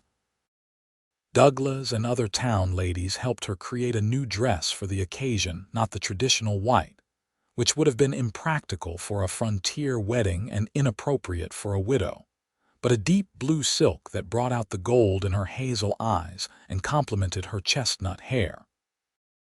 Luke, meanwhile, worked with Miguel and other ranch hands to expand his cabin into a proper family home. 2 additional bedrooms were constructed, along with a larger kitchen and living area. The work progressed quickly despite Luke's still healing shoulder, as every man at the Double R volunteered his labor to help create a suitable home for their respected foreman and his new family. Through these busy weeks, one shadow lingered at the edges of their happiness. Jesse Blackwell remained at large, though his gang had been significantly diminished by the arrests following the cattle raid. Blackwell himself had escaped into the hills. Sheriff Douglas maintained that with winter approaching, the outlaw would likely leave the territory until spring, seeking easier pickings elsewhere during the harsh months ahead. Luke wasn't convinced but kept his concerns to himself, not wanting to worry Hannah unnecessarily. He increased security at the ranch, ensuring that men rode in pairs when checking the outlying pastures, and quietly arranged for additional deputies to be present in town during school hours. If Blackwell harbored any thoughts of revenge, Luke was determined he would find no opportunity to act on them. The week before the wedding, Hannah and the children moved the last of their belongings from the cottage to the newly expanded cabin at the Double R. The town council had already arranged for a replacement teacher to occupy the cottage after the holidays, a young woman from Kansas City who would arrive in early January. Watching her children settle into their new rooms, Hannah felt a profound sense of rightness about the path they had taken. "Are you happy here, Sarah?"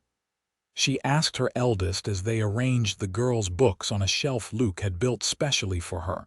Sarah considered the question with her usual thoughtfulness. "Yes, Mama. It's different from Philadelphia in every way, but better, I think. I feel like I can breathe here, and Luke makes you happy. That makes me happy too." Hannah hugged her daughter close, marveling at her maturity. "You're quite remarkable, you know that. Not every 10-year-old would adapt so well to such changes." Sarah smiled, a rare, unguarded moment that reminded Hannah she was still a child despite her serious nature. "I like seeing you smile again, Mama. You didn't do that much in Philadelphia, even before Papa died." The observation struck Hannah deeply. Had her unhappiness been so evident, even to her children? Yet another reason to be grateful for the new life they'd found in Council Bluffs and for the man who had helped make it possible. 3 days before the wedding, a winter storm swept across the prairie, blanketing the landscape in pristine white. The double Artiques main house, decorated for both Christmas and the upcoming nuptials, glowed with warmth and light against the snowy backdrop. Hannah stood at the window of the guest room she was occupying until the ceremony, watching the swirling flakes with a sense of peaceful anticipation. A knock at the door announced Luke, who entered with a steaming mug of hot chocolate. "Thought you might like something warm," he said, crossing the room to join her at the window. "The storms expected to pass by tomorrow should be clear for the wedding." Hannah accepted the mug gratefully, breathing in the rich chocolate scent. "It's beautiful, isn't it? I've never seen snow so expansive." In the city, it turned gray almost immediately. Luke nodded, his arm slipping around her waist as they gazed out at the transformed landscape. First snowfall of winter always feels like a fresh start, clean slate. "Appropriate for a wedding," Hannah observed, leaning into his embrace. "Though I think we began our fresh start the day I stepped off that stagecoach." Luke's lips brushed her temple, a touch of affection that had become wonderfully familiar. "Best day of my life, though I didn't know it at the time." They stood in comfortable silence, watching the snow fall as twilight deepened around the ranch. In 3 days, they would be husband and wife, beginning a new chapter in lives that had already seen more than their share of hardship and loss. The knowledge filled Hannah with a quiet joy that needed no words to express. Later that evening, as the family gathered in the main house for dinner with Mr. and Mrs. Reeves, a rider arrived with news from town. Luke went to meet him, returning to the dining room with an expression Hannah had learned to recognize: controlled concern masked by outward calm. "What is it?" she asked as he resumed his seat. "Message from Sheriff Douglas," Luke replied, his voice casual for the children's benefit. "Nothing urgent. I'll need to ride into town tomorrow once the storm clears." Hannah wasn't fooled by his tone, but understood his reluctance to discuss the matter in front of the children. After dinner, when the younger ones were engaged in a game of checkers with Mr. Reeves, she pulled Luke aside in the hallway. "What did the sheriff really want?" she asked directly. Luke sighed, knowing better than to attempt evasion with Hannah. "Blackwell's been spotted near Council Bluffs. Sheriff's forming a posse to track him down before he can cause more trouble." Hannah's heart sank. "You're joining them?" It wasn't a question, but Luke nodded anyway. "Have to, Hannah. Blackwell's a danger to everyone in the county as long as he's free, and after our last encounter. He might hold a grudge." "The wedding is in 3 days," Hannah reminded him, trying to keep the worry from her voice. "Luke, if something happens to you—" Luke drew her into his arms, holding her close as if to reassure himself as much as her. "Nothing's going to happen. Sheriff Douglas has a solid lead on Blackwell's location. With luck, we'll have him in custody by nightfall tomorrow and back in time for final wedding preparations." Hannah wanted to protest further, to beg him not to go, but she knew it would be futile. This was who Luke was, a man who faced danger when necessary to protect those he cared about. It was part of why she loved him, even as it frightened her. "Promise me you'll be careful," she said instead, her hands gripping the front of his shirt. "No heroics." "Promise," Luke agreed, sealing the vow with a gentle kiss. "I've got too much to live for to take foolish risks." The following morning dawned clear and cold, the storm having blown itself out during the night. Luke was up before sunrise, preparing to ride into town. Hannah joined him in the kitchen, where Mrs. Flores was packing food for his journey. "The sheriff says the posse will meet at his office at noon." Luke told Hannah as he strapped on his gun belt, a sight that sent a chill through her, despite her understanding of its necessity. "Should be back by tomorrow evening at the latest." Hannah nodded, fighting to maintain a calm facade. "The children will be disappointed to miss saying goodbye." "Better this way," Luke said. "No need to worry them. As far as they're concerned, I'm just checking on wedding arrangements in town." Their farewell was brief but intense, Luke holding Hannah tightly before reluctantly mounting his horse. "I'll be back before you know it," he promised. Hannah watched him ride away, the rising sun casting his silhouette in sharp relief against the snow-covered landscape. Only when he had disappeared from view did she allow the tears to fall, quickly wiping them away before returning to the warmth of the house. The day passed with agonizing slowness. Hannah tried to focus on wedding preparations, finalizing the menu with Mrs. Flores, arranging the last details of her dress with Mrs. Reeves, but her thoughts continually returned to Luke and the danger he might be facing. The children, picking up on her tension despite her efforts to hide it, were unusually subdued, though they accepted without question the explanation that Luke had business in town. By evening, with no word from the posse, Hannah's anxiety had reached a fever pitch. She sat by the window in the main house sitting room, ostensibly reading but actually watching the road for any sign of riders. Mr. Reeves, understanding her worry, kept the children entertained with stories of the ranch's early days, allowing Hannah the space to maintain her vigil. It was near midnight, the children long since in bed, when the sound of horses approaching brought Hannah to her feet. Mr. Reeves joined her at the window, his weathered face concerned as they watched several riders emerge from the darkness. Luke was among them, Hannah noted with relief, but the grim set of his expression suggested the expedition had not gone as planned. She met him at the door, noting with alarm the exhaustion etched in his features and the blood staining his sleeve not his own. She quickly determined, as he moved without the stiffness of injury. "What happened?" she asked as he sank into a chair by the fire, accepting the whiskey Mr. Reeves pressed into his hand. "Blackwell got away," Luke said, his voice tight with frustration. "We tracked him to an abandoned cabin near the river. There was a firefight. 2 of his remaining men were killed, but Blackwell himself slipped away in the confusion." Hannah sat beside him, relief at his safe return warring with concern over the continuing threat. "Was anyone in the posse hurt?" Luke shook his head. "Minor injuries only." Sheriff took a graze to his arm, nothing serious. He drained the whiskey in one swallow, grimacing at the burn. "We searched until dark, but the trail went cold at the river. Sheriff's keeping men in town on alert, but—" He sighed heavily. "Blackwell could be anywhere by now." "What does this mean for us?"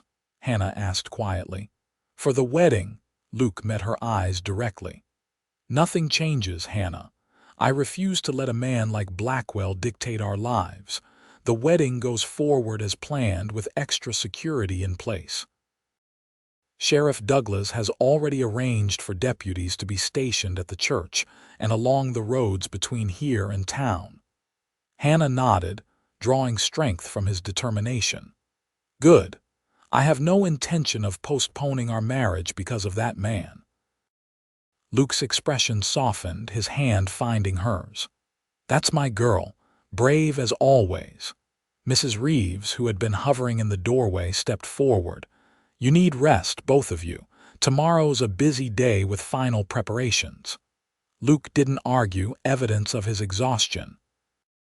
As they walked together to Hannah's room, he kept her hand firmly in his, as if reassuring himself of her presence. "I'm sorry I couldn't bring better news," he said quietly as they paused outside her door. Hannah touched his cheek, noting the dark shadows beneath his eyes. "You came back safely. That's what matters most." He leaned into her touch, his eyes closing briefly. "2 more days, Hannah, then you're stuck with me for good." "I can't wait," she whispered, rising on tiptoes to press a gentle kiss to his lips before reluctantly stepping back. "Now get some sleep. I need you well rested for our wedding day." The day before the wedding passed in a whirlwind of activity. Final decorations were hung in the double Artiques main house, where the reception would be held after the ceremony at Council Bluffs' small church. Hannah's dress underwent last-minute adjustments under Mrs. Reeves' expert hands, while Luke and the ranch hands prepared the yard for the arrival of guests, despite the snow that still blanketed the ground.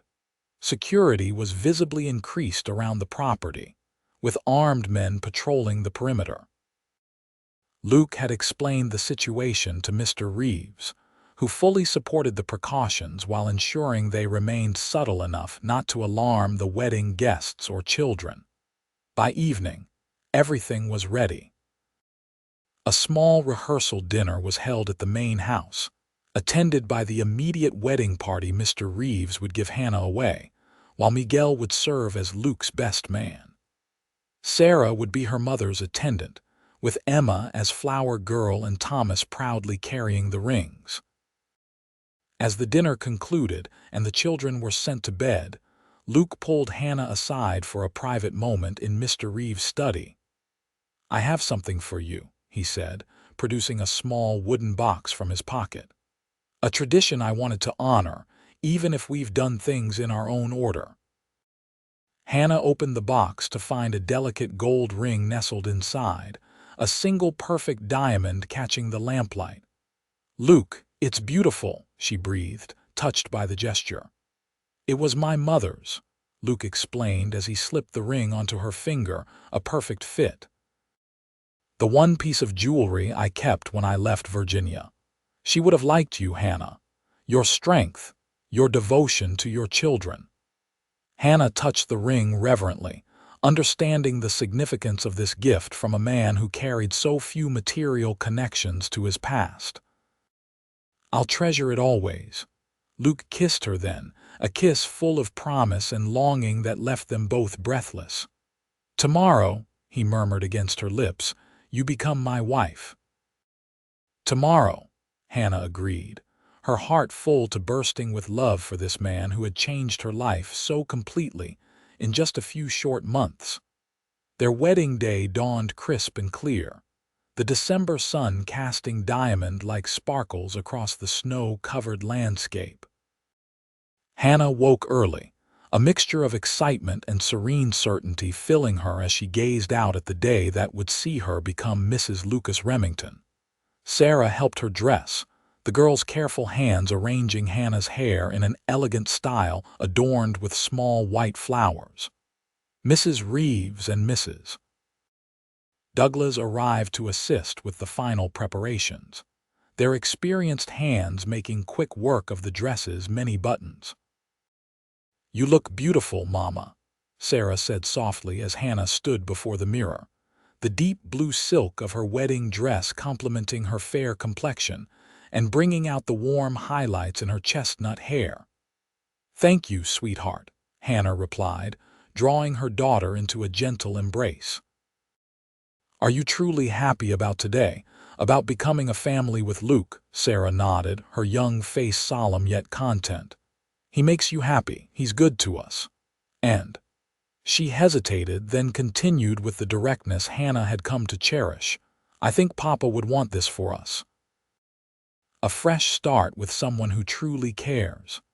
Hannah blinked back tears at her daughter's words, unwilling to spoil Mrs. Reeves' careful work on her face. "When did you get so wise, my Sarah?" Before Sarah could respond, Emma burst into the room in her white flower girl dress, twirling to make the skirt flare. "Mama, you look like a princess from my storybook," Hannah laughed, the moment of emotion shifting to joy at her youngest child's enthusiasm. "Thank you, Emma. And you look like a perfect fairy princess yourself." Thomas appeared in the doorway, uncomfortable but proud in his new suit, his hair slicked down in an unsuccessful attempt to tame its natural cowlick. "The wagons are ready, Mama. Mr. Reeves says it's time to go to the church." The journey to Council Bluffs was made in a small procession of wagons, the wedding party accompanied by several armed ranch hands whose presence was explained to the children as an honor guard. Hannah, riding with Mrs. Reeves and her daughters, felt a flutter of nerves as the church came into view, its simple white steeple rising against the winter sky. Luke had gone ahead earlier with Miguel and Thomas, following tradition by not seeing his bride before the ceremony.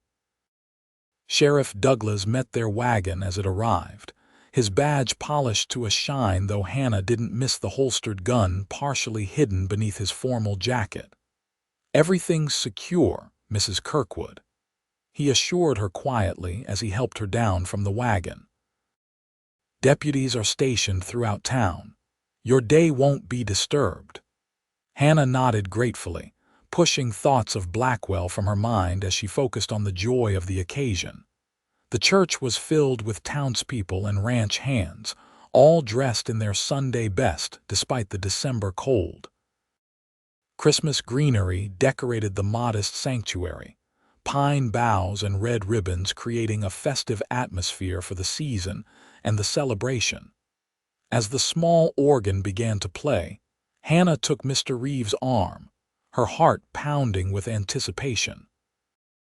Emma proceeded down the aisle first, solemnly dropping flower petals with each step, followed by Sarah, who carried a small bouquet matching Hannah's larger one of winter greenery and dried flowers. Then it was Hannah's turn.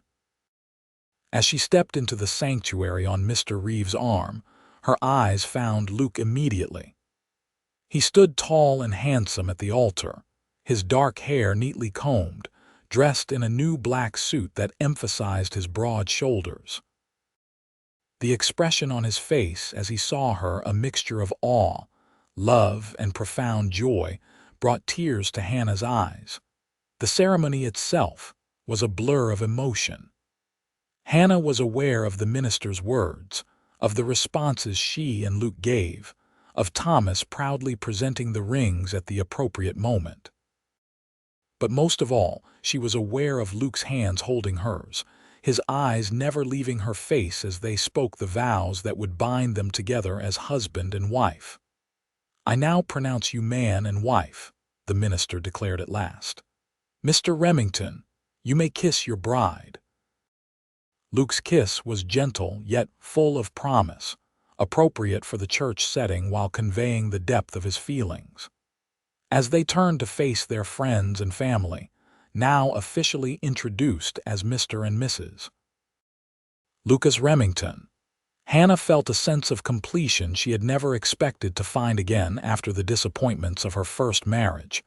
The reception at the Double R was a joyous affair, with food, music, and dancing lasting well into the evening. Hannah moved through the celebration in a happy daze, accepting congratulations from townspeople and ranch hands alike, always aware of Luke's presence nearby, his hand finding hers whenever they came together in the crowd. As the party continued, Luke led Hannah outside for a moment of quiet on the porch. The winter night was clear and cold, stars brilliant in the black sky above the snow-covered ranch yard. "Happy, Mrs. Remington?" Luke asked softly, his arm around her waist as they gazed up at the stars. "Completely," Hannah affirmed, leaning into his embrace. "Though I think it may take some time to get used to my new name." "We have a lifetime for that," Luke replied, turning her gently to face him. "A lifetime I never thought I'd have again, until you stepped off that stagecoach with 3 children and more courage than anyone I'd ever met." Hannah reached up to touch his face, marveling that this man was now her husband. "I came west seeking security for my children. I found that and so much more." Luke kissed her then, a deeper, more passionate kiss than the one they had shared in the church, a husband's kiss, full of love and promise and a future neither had dared to imagine just months before. Their moment alone was interrupted by the sound of the door opening behind them. They turned to find all 3 children standing there, Sarah with her usual knowing smile, Thomas trying to look grown up, and Emma barely containing her excitement. "Mr. Reeves says it's time to cut the cake," Sarah announced, "and Emma's afraid all the frosting roses will be gone if you don't come soon." Luke laughed, extending his hand to Emma, who took it immediately. "Well, we can't have that, can we? Let's go save those frosting roses." With his other arm still around Hannah's waist, and Thomas and Sarah falling into step beside them, they re-entered the house as a family, not just Hannah and her 3 children, but 4 of them now, bound together by love that had blossomed in the most unexpected of circumstances.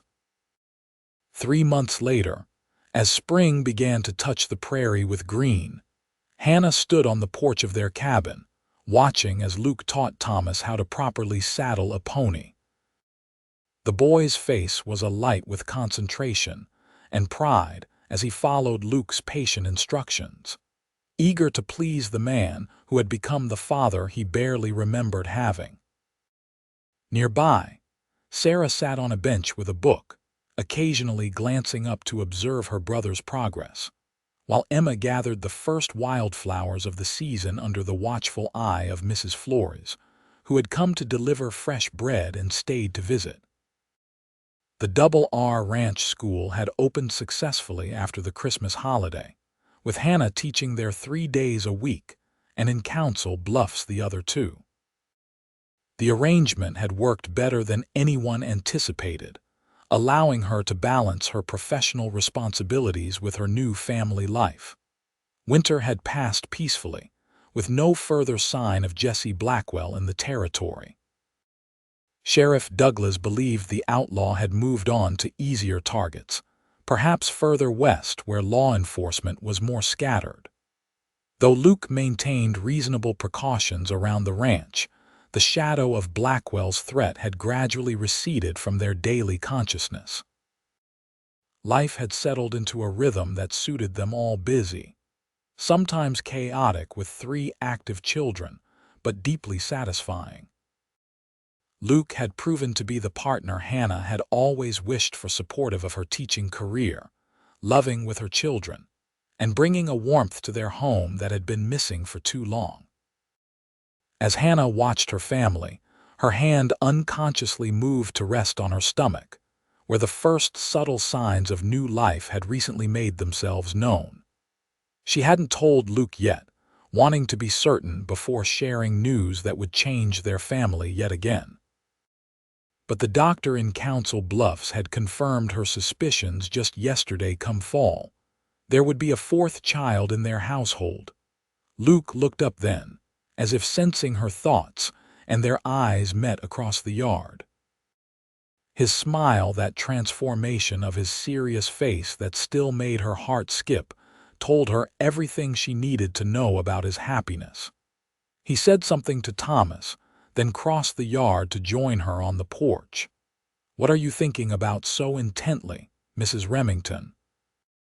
he asked, wrapping his arms around her from behind as they watched the children. Hannah leaned back against him, enjoying the solid strength of his chest. "About how much has changed in 7 months. When I stepped off that stagecoach in Council Bluffs, I never imagined finding this kind of happiness."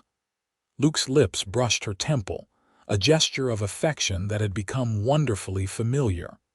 "Best day of my life, even if I didn't know it at the time." Hannah turned in his arms, looking up into the face she had come to love beyond measure. "I have something to tell you," she said softly, "something important." Luke's expression grew serious, concern touching his eyes. "What is it?" Hannah took his hand and placed it gently over her stomach, still flat but harboring their shared future. "Come October, our family will grow by one more." For a moment, Luke simply stared at her, his expression shifting from confusion to dawning understanding to pure, unadulterated joy. "A baby." "We're having a baby," Hannah nodded, tears of happiness filling her eyes at his reaction. "Yes, our baby." Luke let out a whoop that startled the children and Mrs. Flores, then swept Hannah into a careful but exuberant embrace. "Hannah Remington, you are a constant wonder," he murmured against her hair. "Just when I think I couldn't possibly be happier, you prove me wrong." "Are you truly pleased?" Hannah asked, though his reaction left little doubt. "It's sooner than we planned, and with the children and the schools," Luke silenced her with a gentle kiss. "I am beyond pleased. I am ecstatic. Everything else we'll figure out together, as we always do." The children, curious about the commotion, had gathered at the bottom of the porch steps. Luke turned to them, his arm still around Hannah's waist. "Your mother and I have some news," he announced, his voice resonating with pride and joy. "Come October, you'll have a new brother or sister to welcome to our family." Emma's squeal of delight was immediate, while Thomas's eyes widened with excitement. Sarah, ever observant, smiled knowingly. She'd likely suspected already, Hannah realized. "I told Emma we needed more people," Thomas declared importantly. "She said 3 children was enough, but I said more is better." Luke laughed, ruffling the boy's hair affectionately. "Very wise, son. In this case, more is indeed better." As the children peppered them with questions, "Where will the baby sleep? Can I help name it? Will it be a boy or girl?" Hannah exchanged a glance with Luke, their shared happiness needing no words. From reluctant beginnings, a widow with 3 children depending on her, a lonely ranch foreman haunted by his past, they had built something neither had dared to hope for. A future filled with love, purpose, and family. That evening, as twilight settled over the prairie, and the children played a quiet game before bedtime, Hannah and Luke sat together on the porch swing Luke had built over the winter. His hand rested protectively over her stomach, though there was nothing yet to feel. "I was thinking about what you said when we first met," Luke said thoughtfully, "about having 3 children depending on you." Hannah smiled at the memory. "And your response that now they'd have 4 of us. Little did we know how prophetic those words would be." Luke nodded, his expression thoughtful. "Life has a way of giving us what we need, even when it's not what we thought we were looking for. I came west running from memories, only to find a future I never imagined possible. You came seeking security for your children and found a partner to share your journey. And now there will be 7 of us altogether, Hannah said, leaning her head against his shoulder. A true family, built from loss and hope and love. Luke's arm tightened around her, his voice soft in the gathering darkness. Our family, our home, our future together, whatever it may bring. As the first stars appeared in the darkening sky, Hannah Remington closed her eyes, content in the knowledge that the journey that had begun in uncertainty 7 months ago had led her exactly where she was meant to be, in the arms of the man she loved, surrounded by the family they had forged together on the wild frontier of their hearts.